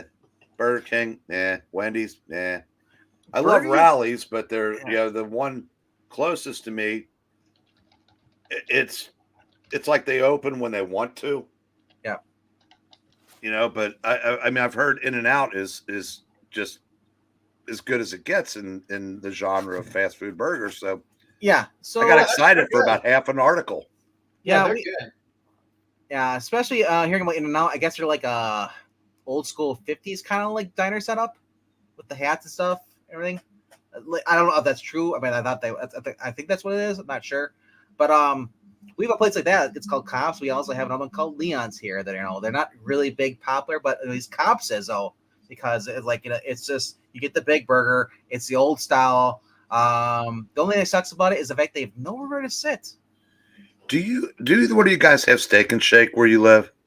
We did. No. We finally got Wahlburger. Well, yeah.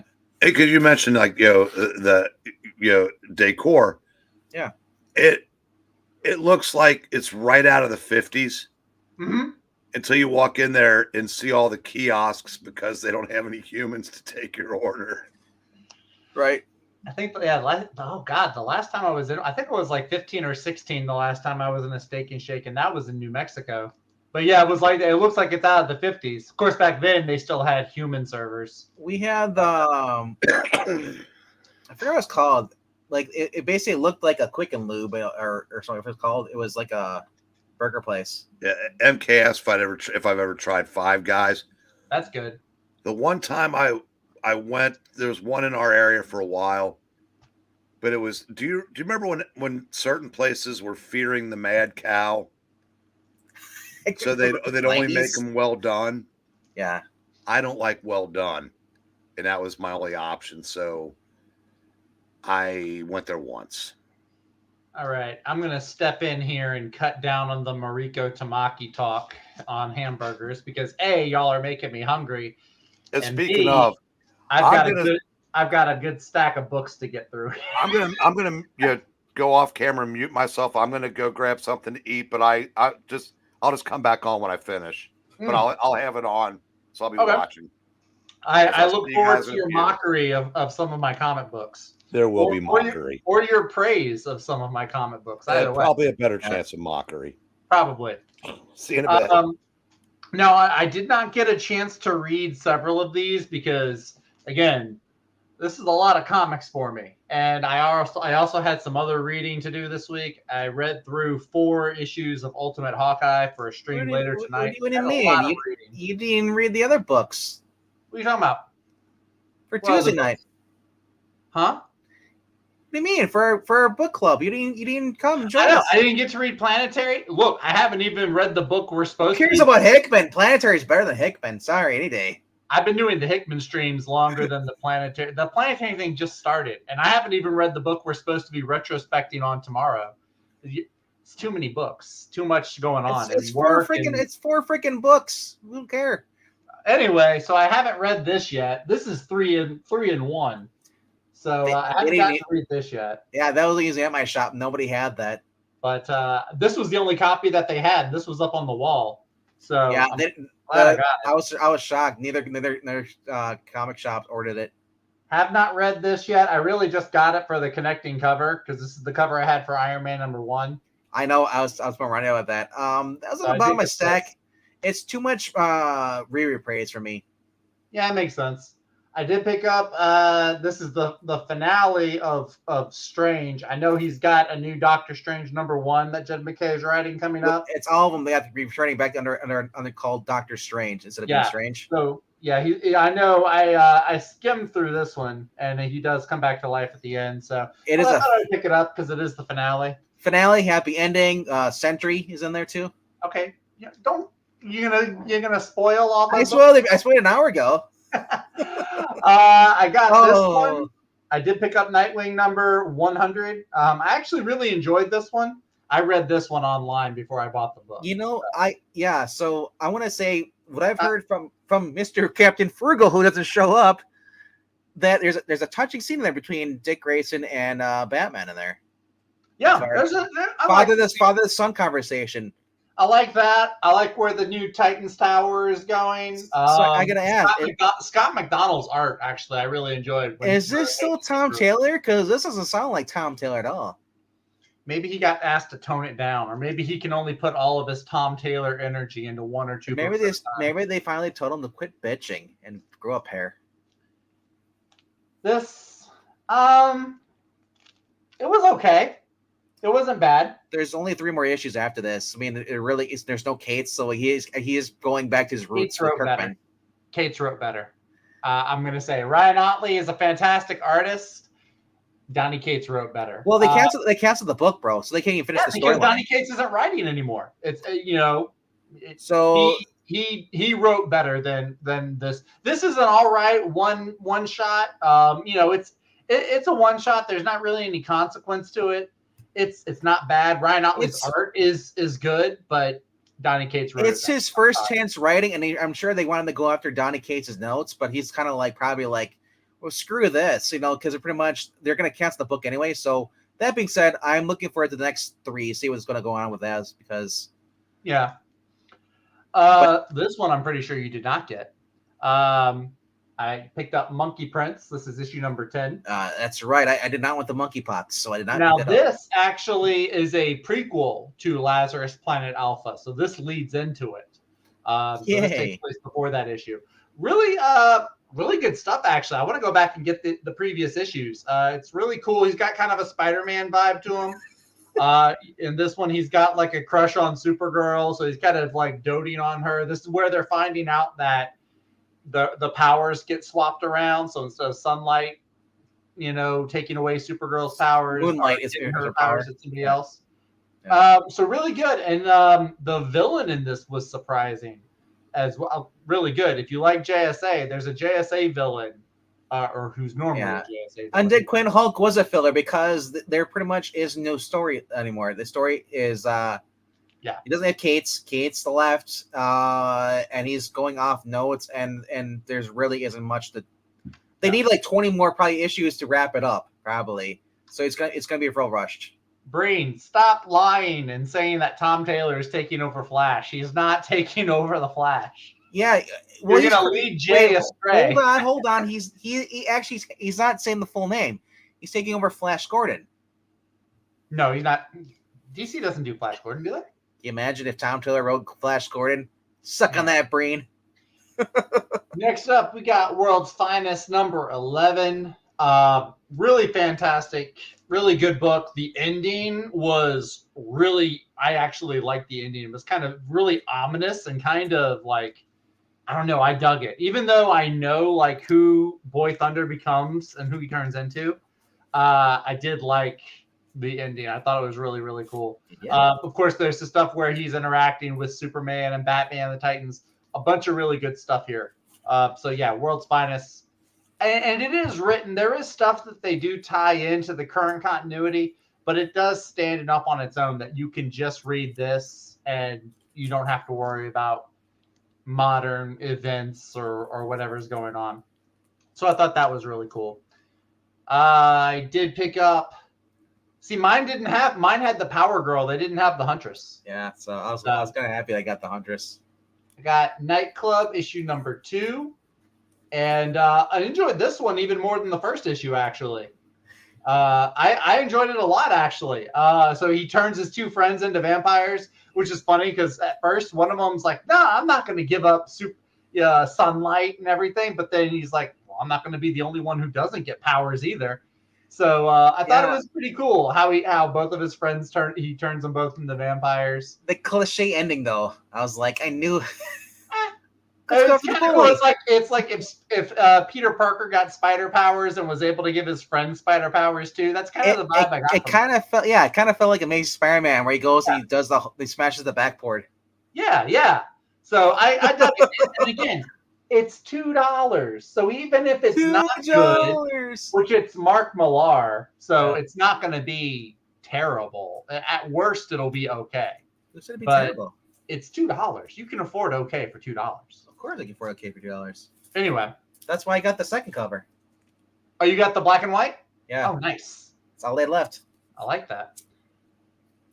Flash, of course. 1 Minute War Part 2. I like the way they numbered the 2. Right? 2 seconds. Yeah, 2 seconds. Yeah. So really cool. You've got Bart and Max Mercury back together in this. Of course, Bart with Ace, RDV talked about. I do like the two of them. Their chemistry Complaining together. about what? Huh? I'm just curious what Ash is talking about. I wasn't complaining any book. If the book was $4.99, he wouldn't be complaining. He'd be defending. I don't know which book he's talking about. I guess the last one he talked about was I thought was Fight Club, right? Maybe. I bought it. It was high up on my list. As just saying, it felt like it was kind of there was cliche thing. Other than that, it's been okay book. Rhaegar, when I say that, I don't even know where that comes from. Yeah. I've just heard Englentine say it that way too many times. I don't know where the $2 thing comes from. But really, Better Off Dead? You've never watched that? No. Anytime you guys do a movie review on the Extreme Movie Show, you know how many movies I've actually seen that y'all review? I think I've seen 2. Y'all talk about the most obscure movies. Obscure movies? It's freaking John Cusack from the 80s. He was huge back then. Cusack. I think you really don't watch any of these movies, do you? One movie. I've seen one John Cusack movie. And that was 2012. So it wasn't even a good movie. Wow. But yes, if Flash, fantastic book. You should be reading. Support Jeremy Adams because DC is barely advertising it. So I always forget that you're sheltered most of your life, so you need to watch all the cool stuff. Oh, I saw a bunch of stuff as soon as I moved out. Really, screw you, Mom. I saw a bunch of stuff. I saw both of the Bad Boys movies, and then I realized that Bad Boys 2 is not as great as Bad Boys 1. It's okay, but anyway. And then my number 1 book this week is Stargirl: The Lost Children. I actually would not mind if they pulled a season 2 and did like Grant Morrison, Green Lantern. I wouldn't mind if they did that with Stargirl. I would read those. Rhaegar, I'll just say this: we do have some obscure movies, but not all. Not all. Right. Just because you haven't been exposed to these movies because you're younger than us doesn't mean they're obscured. I'm not that much younger than you. Yeah. Do you know what the movie Hook is? Have you seen that? Have you seen? Yeah, I've seen Hook. It's a Steven Spielberg movie with Robin Williams, and Dustin Hoffman. Of course I've seen Hook. Nice, you're gonna say you've never seen Encino Man. Rhaegar, I have never seen Bad Boys 3. I'm not saying that Bad Boys 2 is bad. I just think Bad Boys 1 is a little bit better. Bad Boys 2 does have some really cool action set pieces. But anyway, this book is the best one that Jeff Johns and Todd Knock have done in the series so far. I do like all the different introductions that you get for all the different characters because there are a lot of new teenage sidekick characters. So I do like the way they give you the introductions, like who they're associated with and everything. I really enjoyed that. You should show that page off. Which page? I don't spoil the books. I don't spoil the books. Go spend the $4. I know it's $4, but it's Jeff Johns and Todd Knock. $4 is a steal for that talent. Check it out, though. It's fantastic. Todd Knott's artwork is fantastic with the kids. I don't imagine. I think it'd be really weird if all of the kids were getting books or stories because there's a lot. I don't think there's going to be a new Newsboy Legion series or Little Miss Redhead and the Boys in Blue. The really obscure, maybe a few of them, like if Jay Garrick's daughter, pops up more, or if, Dr. Fate's teenage psychic Salem, I think was her name. If they show up more, okay, but I don't think everybody is going to get the same level of spotlight. MK, I've never seen Coming to America. That's such an obscure movie. Who the hell is Eddie Murphy? Eddie Murphy has a new movie coming out on Netflix, actually, in a couple of months. I kind of want to see. It's him and Jonah Hill, which I don't like Jonah Hill, but I kind of want to see what Jonah Hill does when he's on screen with Eddie Murphy. But anyway, getting off that and getting on to back issues, because my back issue stack is very large this week. I went to 2 shops. There's a comic shop that I go to that I have some credit at. I got some back issues from there. And then I found out there's a new bookstore that just opened up near me.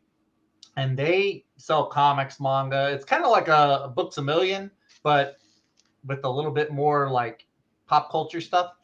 So hopped over there, picked up some volumes, some trades. Actually, I got a trade today. I'll show this off first.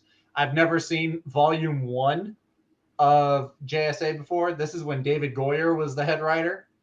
So I picked this up. It was like $5. Where you go to Half Price Books? No, not Half Price Books. It's called Charles and Second, or Second and Charles. They just opened up a shop over here like a week ago, and I just found out about it today. I also picked up, this was at the comic shop. I found Avengers Galactic Storm volumes 1 and 2. So some 80s Avengers. Thor has the beard. Yes, this is it Walt Simonson? Bob Harris, Tom DeFalco, Mark Grunwald, Roy Thomas. Early 90s. Early 90s. Yeah. Loud. There he is. Breen came back for this one. Yeah. So yeah, I've been wanting to read these, and I thought, rather than just go try to find the individual issues, I would just get the collection, and they had both. The reason I bring it up because asked about Walt Simonson because Walt Simonson introduced that version of Thor with the yellow beard. Look at he's wearing just like not even a full shirt, like his ribs and abs are coming out of the side. Because Walt Simonson at the time had a big old beard. Macho man. So people were calling him it's like on Twitter. It's like, did you draw yourself as Thor? It's like, no. He just laughed. Got a 100-page monster issue of the Kurt Busiek Avengers. You got Jack of Hearts in there. You want some monster issues? Just read that Jason Aaron Avengers. No, thank you. I did pick up, I believe this is after the Jonathan Hickman Fantastic Four. This is the James Robinson run. After Hickman. After Hickman. But then I also got a classic Fantastic Four with a giant whale monster and Namor. I'm sorry. Submarinair sauce. So. Submarinair. So. Picked up that.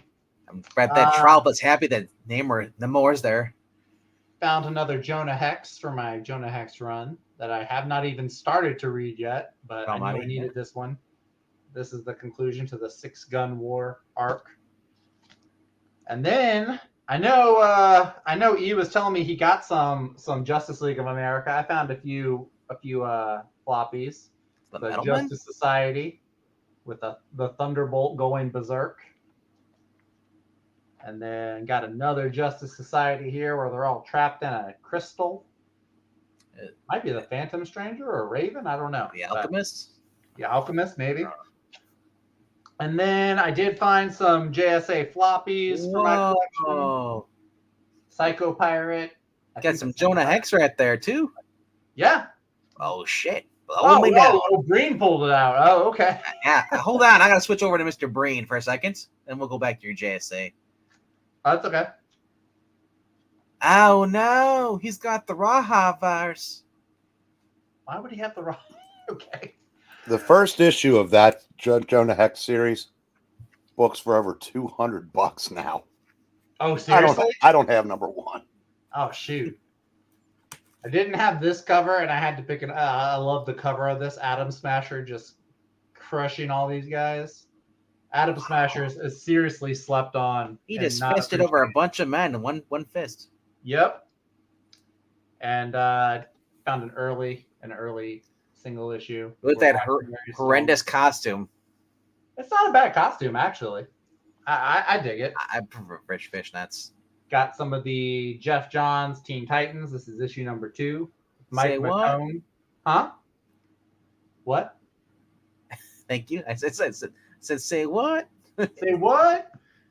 I like the first couple of covers they have where it's like the Young Justice members and then the mentor kind of figures in the background. Who's doing better than that? This is Mike McCone. Okay. Wow. This is one of the first comics that I got into reading when I first got into reading comics, and so Mike McCone is like I got a soft spot for him. Also picked up a What If Doom had become the thing. So, and then Head of Smash becomes Bobby Drake. Smasher definitely didn't need Viagra with his powers. Yeah, picked up a G.I. Joe. Just seemed like a cool cover. All the characters that were masked taking off their masks. It's like that's kind of a cool idea. Also, this is how you know how old it is. The old Dungeons and Dragons ads on the back. Yes, hold on. We got who got on this You gotta cover? one up me. What if the Invisible Girl, the Fantastic Four, married that so marinara. And hello to the Rhaegar. Thank you for watching. See you later, boy. Okay, and I got the 2 Brightest Day tie-ins between the Justice Society and Justice League. This is back. More James Robinson. We were just talking to your twin the other night. He says Blackest Night is his favorite. I said, what is Zach like? Whitest Day? No, Blackest Night is better. Blackest Night is the better story. Brightest Day had some fun stuff to it. But... It's just funny because like he says that and you prove us right by holding up Brightest Day. Well, I didn't have those issues for my. I almost have a complete. I'm working on getting a complete run of all the JSA through the John's run all the way to this. This is the final issue. That's with, right.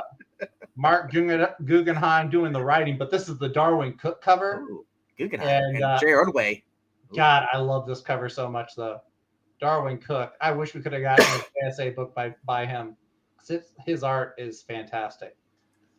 But yeah, that is my big old stack of back issues that I've got to go through and organize now and plug them in. So yeah, I know, Ash. We were talking about the other day. I said Zach's gonna be like, I bet he likes the Brightest Day. 2 issues of the tie-in. And he just whips it out. out. It's not even the main story. They're tie-in issues. Issues.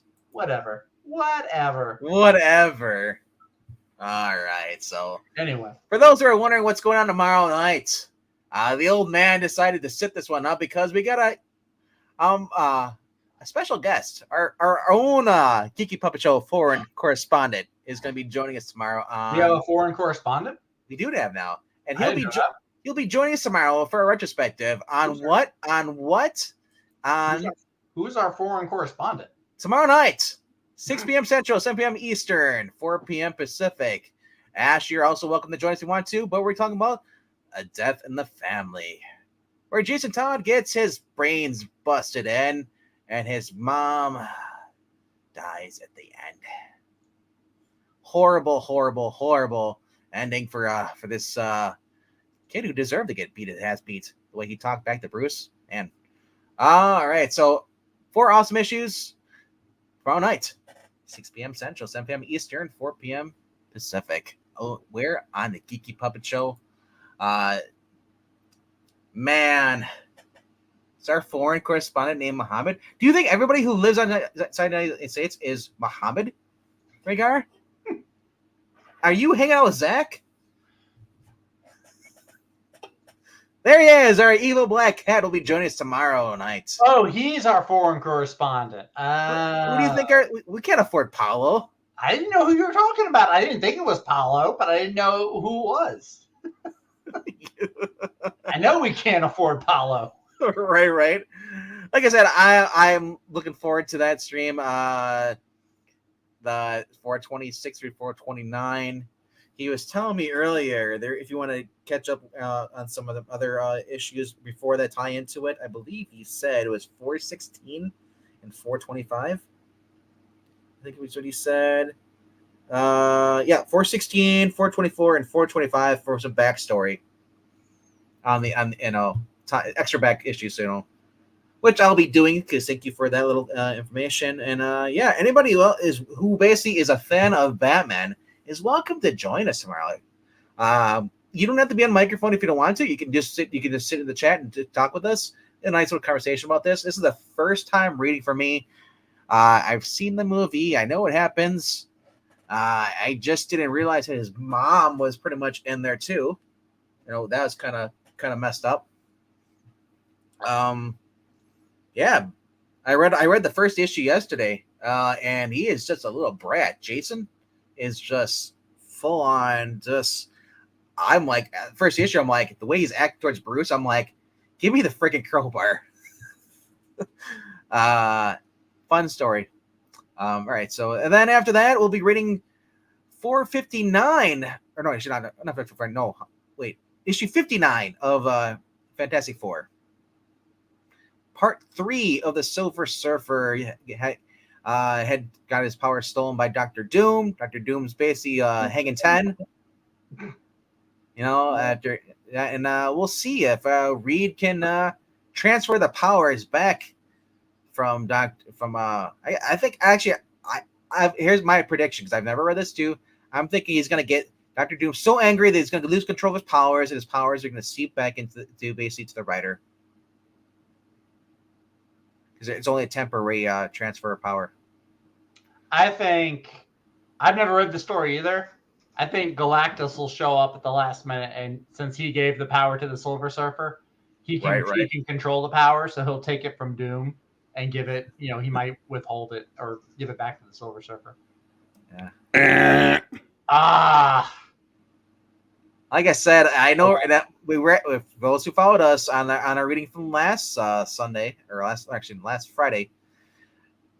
Well, Reed was talking about, after he was having a few beers, he said he's going to get Dr. Doom so angry, so he'll be distracted. And we know what happens when Doom gets angry.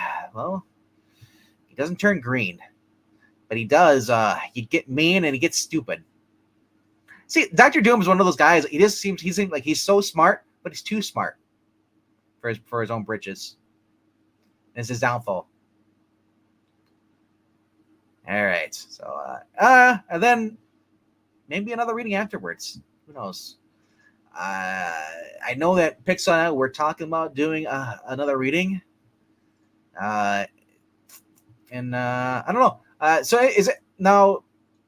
I know that you guys did a reading on this past Sunday. It was Star Wars, the first issue. Now, if anybody hasn't seen the first version of that with just Zach and Puppeteen doing all the girl voices plus the guy voices, it's hilarious. It's in the playlist. Go check it out. It's also like an hour and a half long. I know. Whereas the new version is under an hour. You think it'd be the opposite. You think it'd be like, okay, boom, done. Yes. But no, definitely go check out we've got a bunch more voices on this one. We've got Maranya, Trusty, and Graphic Man. I think it's way better than the first time we did it. So you should totally check it out. MK, I like Ghostbusters 1 and 2. I have not seen Afterlife, and I did not watch the cartoons. I just stuck with the original movies. I haven't gotten to see the reboot yet with Paul Rudd. I want to, just haven't gotten to yet. Oh, speaking of Paul Rudd, I heard he's going to be on the new season of Murder in the Building, or whatever that is, with Steve Martin and Martin Short. Is he? Yeah. I heard that. I thought Meryl Streep was, or it was like some her older too. lady. Her too. Meryl Streep's going to be there too. So is Paul Rudd. Is Selena Gomez still in it? Yep. Okay, well then she was freaking out. She was showing them all there, like all on the couch and this, yeah. So I don't care for Meryl Streep, but I'm like, Paul Rudd's gonna be on there. I kind of want to watch it now. Meryl Streep's not a bad actor. I enjoy her in some movies. She reminds me a little too much of my grandma in Devil Wears Prada. Little too much, little too uncanny of a resemblance. Okay, Marani's saying that the one you guys read was not the first version. The first video or the first one that it was just me and Puppeteen, that was 2 issues. Oh, okay. The one that we did Sunday was just issue 1. All right. Well, you guys should probably put that in the freaking title then. Because the description didn't even have that. The description was just, thanks for watching. I miss those days. For those who remember, description box was pretty much blank, except for giant capital letters, cap lock for titles and stuff. Because they figured, most people are blind. They can't read a title unless it's in cap lock. Who reads the description? I don't read description boxes. Really? I see the title of the video and I just click on it and watch the video. Do you watch it for more than 10 seconds or you click off? No, I watch them for more than 10 seconds. Yes. I'll typically, if I see, I don't watch our readings because the videos I watch are typically 15 minutes or under. But I don't click the description box. So if that's the case, then from now on, we're just going to do 15-minute videos or live streams too. Hold on. Hold on, guys. We're reaching the 15-minute mark. We got to cancel this because Zach's going to lose interest.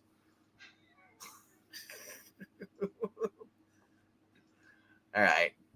And so I'm thinking the next retrospective should be Brightest Day. That way Zach can have his moment to shine about everything that's bright. I have the hardcover collection of Blackest Night. I'm much more equipped to retrospect on that. Plus, I think it's a better story. Really? That has more than 4 issues. That has more than 4 issues for Blackest Night. I have the entire main series of Blackest Night in hardcover, and then I have the Blackest Night Green Lantern Corps tie-in. I don't have all of the other ones like the Flash or Wonder Woman or Batman or Robin, but I do have those two in hard copy. So, but I love the Blackest Night story. I think it's way better than the Brightest Day's got some highlights. It's got some good moments, but Blackest Night is where it shines. Like, okay. Awesome. I love it when I review products and say in the video, I'll put a link in the description below where you can buy it. In the comments, hey, where can I buy that? Because the person doesn't watch it, just sees the title. It's like, where can I buy this? I want to cut to the chase. You know? Yep, that's exactly how it goes. I like looking at the subscription boxes. I mean, if you're going to be shilling out your channel, it's like Well, see, that's why I don't read them for us, because you don't need to shill to me. I'm already on here all the time. Wow. Even when I say nice things about you in the description box, you never see it. Do you say nice things about me in the description box? You would never know. Exactly. I don't believe you do, though. How do you know I don't? Because I think I know you pretty well. All right. From now longer, I'm not going to say nice things about you. All right. Somebody who's read the description boxes, go find them. Go find and screenshot where RDV has said. Go, my minions. Look for me. I don't want to read. Imperial Goddess will help me if she's here. I know she'll back me up. I think she's just lurking, doesn't have the volume on. Yeah, maybe. Yeah, she's playing games, streaming on her own. She has her own stuff she does. Nobody reads the description box. All right, guys. All right, so rank up to 14 again. What is this? Like, we went from like 11 to 10. If you're just now we're down to 11 again. 3 people jumped in and then jumped off. What the hell?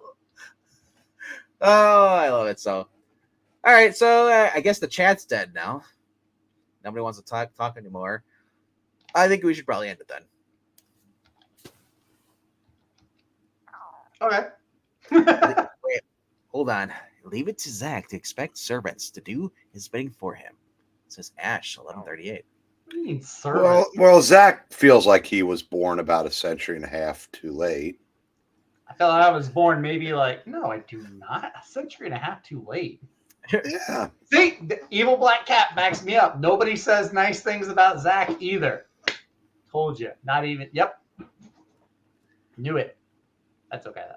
Natter on. I don't need people. I don't need people to say nice things about me. I'm not like a modern comic book writer. I don't need constant praise and acceptance. So I thrive on controversy. I gotta ask Brain, natter on, is that expression that you know? You're on the same age as her. I've never heard of that. What's that? Natter on? Oh yeah, I know what that means.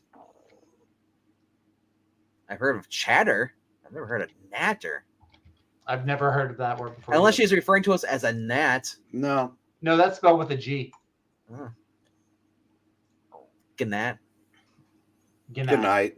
Good night. I say nice things about Zach all the time, just Ash. That's true. He's my bestie from the Westie. And he'd say nice things about you on his channel if he had one. That's true. If only he had a channel. Zach, you're just stunning and brave, says Jay Lucian. Jay, don't tell me things like that. I don't need compliments. All right. Don't compliment me. Just tell it how it is. Just be real. Yes. Tell us how you really feel about Zach. The more you guys do that, the more praise you get from me, and the more chances you get the chance to be on the channel. Review Lightspeed RDV sometime by Stan Lee. I've never even heard of Lightspeed unless it's Star Wars. No, it's not worth reviewing either. Lightspeed, yeah, I have no idea what that. Hey, but speaking of comics, and it doesn't come out for a few months, but Ralph Macchio is writing a Guardians of the Galaxy one-shot story coming out in April. Not Karate Kid, Ralph. I know, but I saw that somebody apparently on Facebook comic groups, people are actually really believe, these are people who actually believe it's Ralph Macchio, Karate Kid, is writing these books. It's because they're not comic fans. They're just... It's because they're stupid. They don't know how to Google.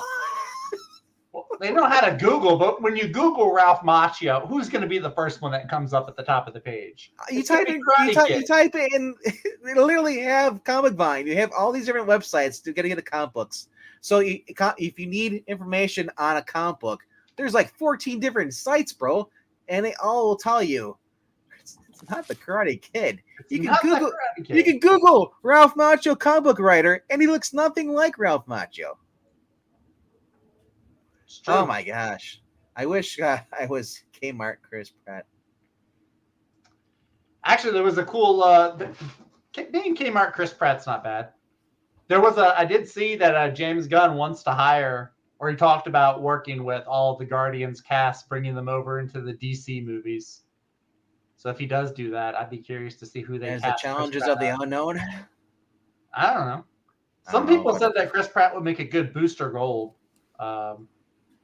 Maybe. Maybe. I said maybe. Turn him into Guy Gardner. I could see that too. Just make him like it's a total dick in the DC universe. Like, what the hell happened to Chris Pratt? He's such an asshole. I could see him as Guy Gardner. Well, no, that I don't know who else actually. Yeah. Yeah. Anyway. Anyway, we're going on to the 40-minute goodbyes here. Yeah, we are. We're deep in the weeds. We're getting high, bro. Not even the stinky ones. Stinky ones. Yeah. What?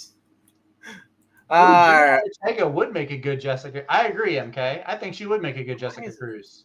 It's a weird or Raven, if they ever did a Teen Titans. If they ever wanted to do a proper Teen Titans, I think she'd do a good Raven too. That's cool. But anyway, before I leave though, if anyone is going to be up late tonight and you are over on Twitch, look up Skip and Tosh. Me and Ash on Comics, we're going to be hanging out with him later on tonight. Continuing our Hickman journey, we're going to be talking about his 4-issue limited run on Ultimate Comics Hawkeye. Not a very long story like his Fantastic Four or his Avengers, but pretty action-packed. So that'll be probably, I think, around like 11 o'clock Central. So if you're over on Twitch, you can check us out there. I think he puts them up on YouTube the next day or so. So come check us out. Yeah, like 2 days later, I think. Is it? Yeah, 2 or 3 days later. Yeah, a day or two later. No, this is Kate Bishop, right? No, this is Ultimate Comics. Then it's not Hawkeye. It's isn't it Mark Millar's Hawkeye? No, that's Old Man Logan. That's who's writing this? This is Jonathan Hickman. Still? Yeah, for the Ultimate Universe. Bunch of hicks. Did you know that the word I can't use the word Hickman or Skip Tosh, if you're listening, there's so many words I cannot use in your chat because you have them censored somehow, or Twitch is censoring them.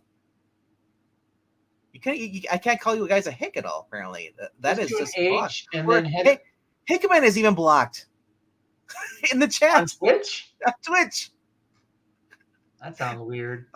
There's some words I have to like spell with spaces and stuff in order to get them to go through, but it's weird. It's like, I was like, why isn't it going through? Then I realized, oh my gosh, Twitch does not like Hickman. Maybe. I guess too many people like YouTube didn't like Invaders for a while. Maybe Twitch is very sensitive over there.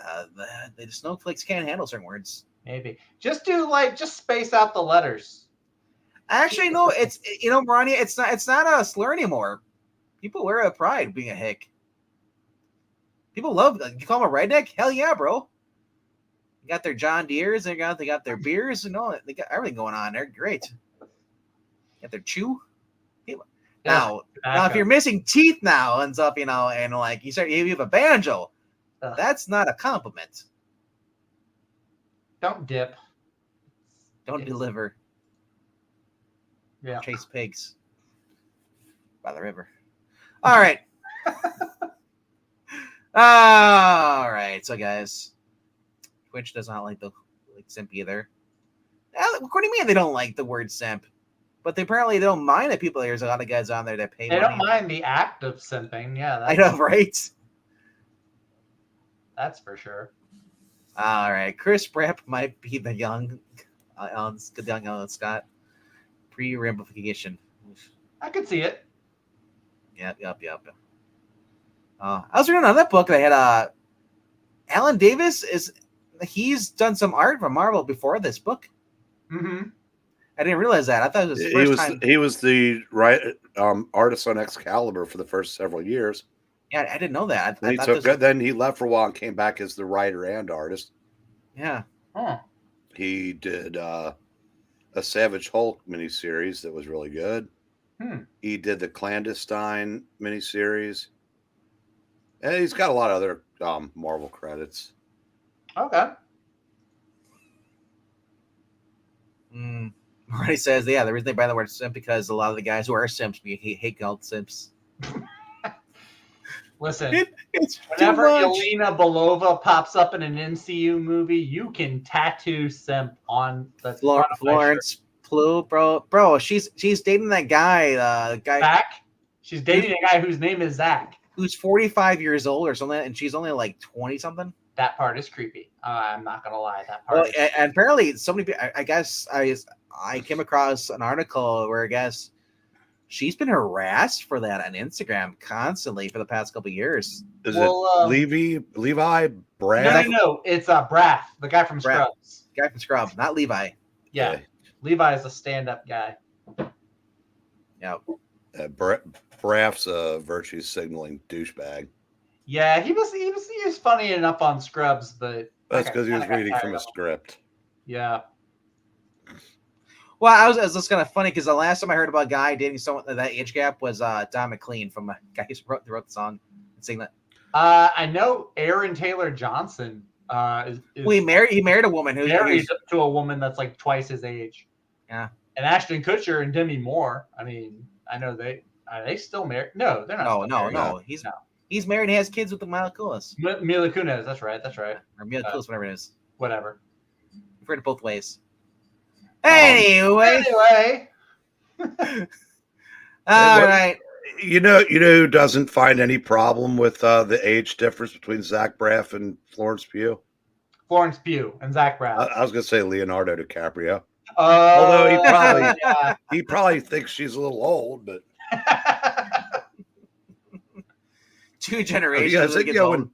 When he was over in Davos and they sent all the hookers over, he did ask to see the kids menu.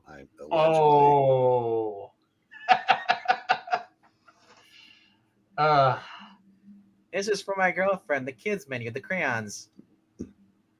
Getting really creeped out. It's okay. We're just getting started. That's what Leo said when they showed him the kids menu. Leo probably says, I know that sometimes I think the girl for me hasn't been born yet. I knew you were going to say that too. You know what that's from? It's an old Saturday Night Live sketch with Buck Henry playing a child molesting babysitter back when when there was nothing, off limits. Nothing was off limits. Yeah. I don't know about that. All right, folks. On that note, if you like this content, please hit like if you haven't done so. Subscribe. Because why would you not want to be grossed out by us every Thursday night? And if you want to support the channel, you can do it so by there's a Ko-Fi link going across the stream right now. Ko-Fi.com/Puppeteen. You can drop $1 or however much you want to. If you want to donate, money goes towards our StreamYard, which is like $20 to $25 a month for premium service. We also have the Marvel app and the reading app, which is the yearly thing, but it helps out with the funds like that. or so you can't afford it, or you just don't want to give us money because you're stingy. You can also share out the channel. You can and just leaving comments and just showing up during our live streams, interacting with us. It helps with the channel. All right, and on that note, I hope you guys have a good night, and hope you guys jump back on here tomorrow and hang out with us. What are you laughing about? What's so funny, old man? That's right. One of these days. Bye, everybody. Goodbye.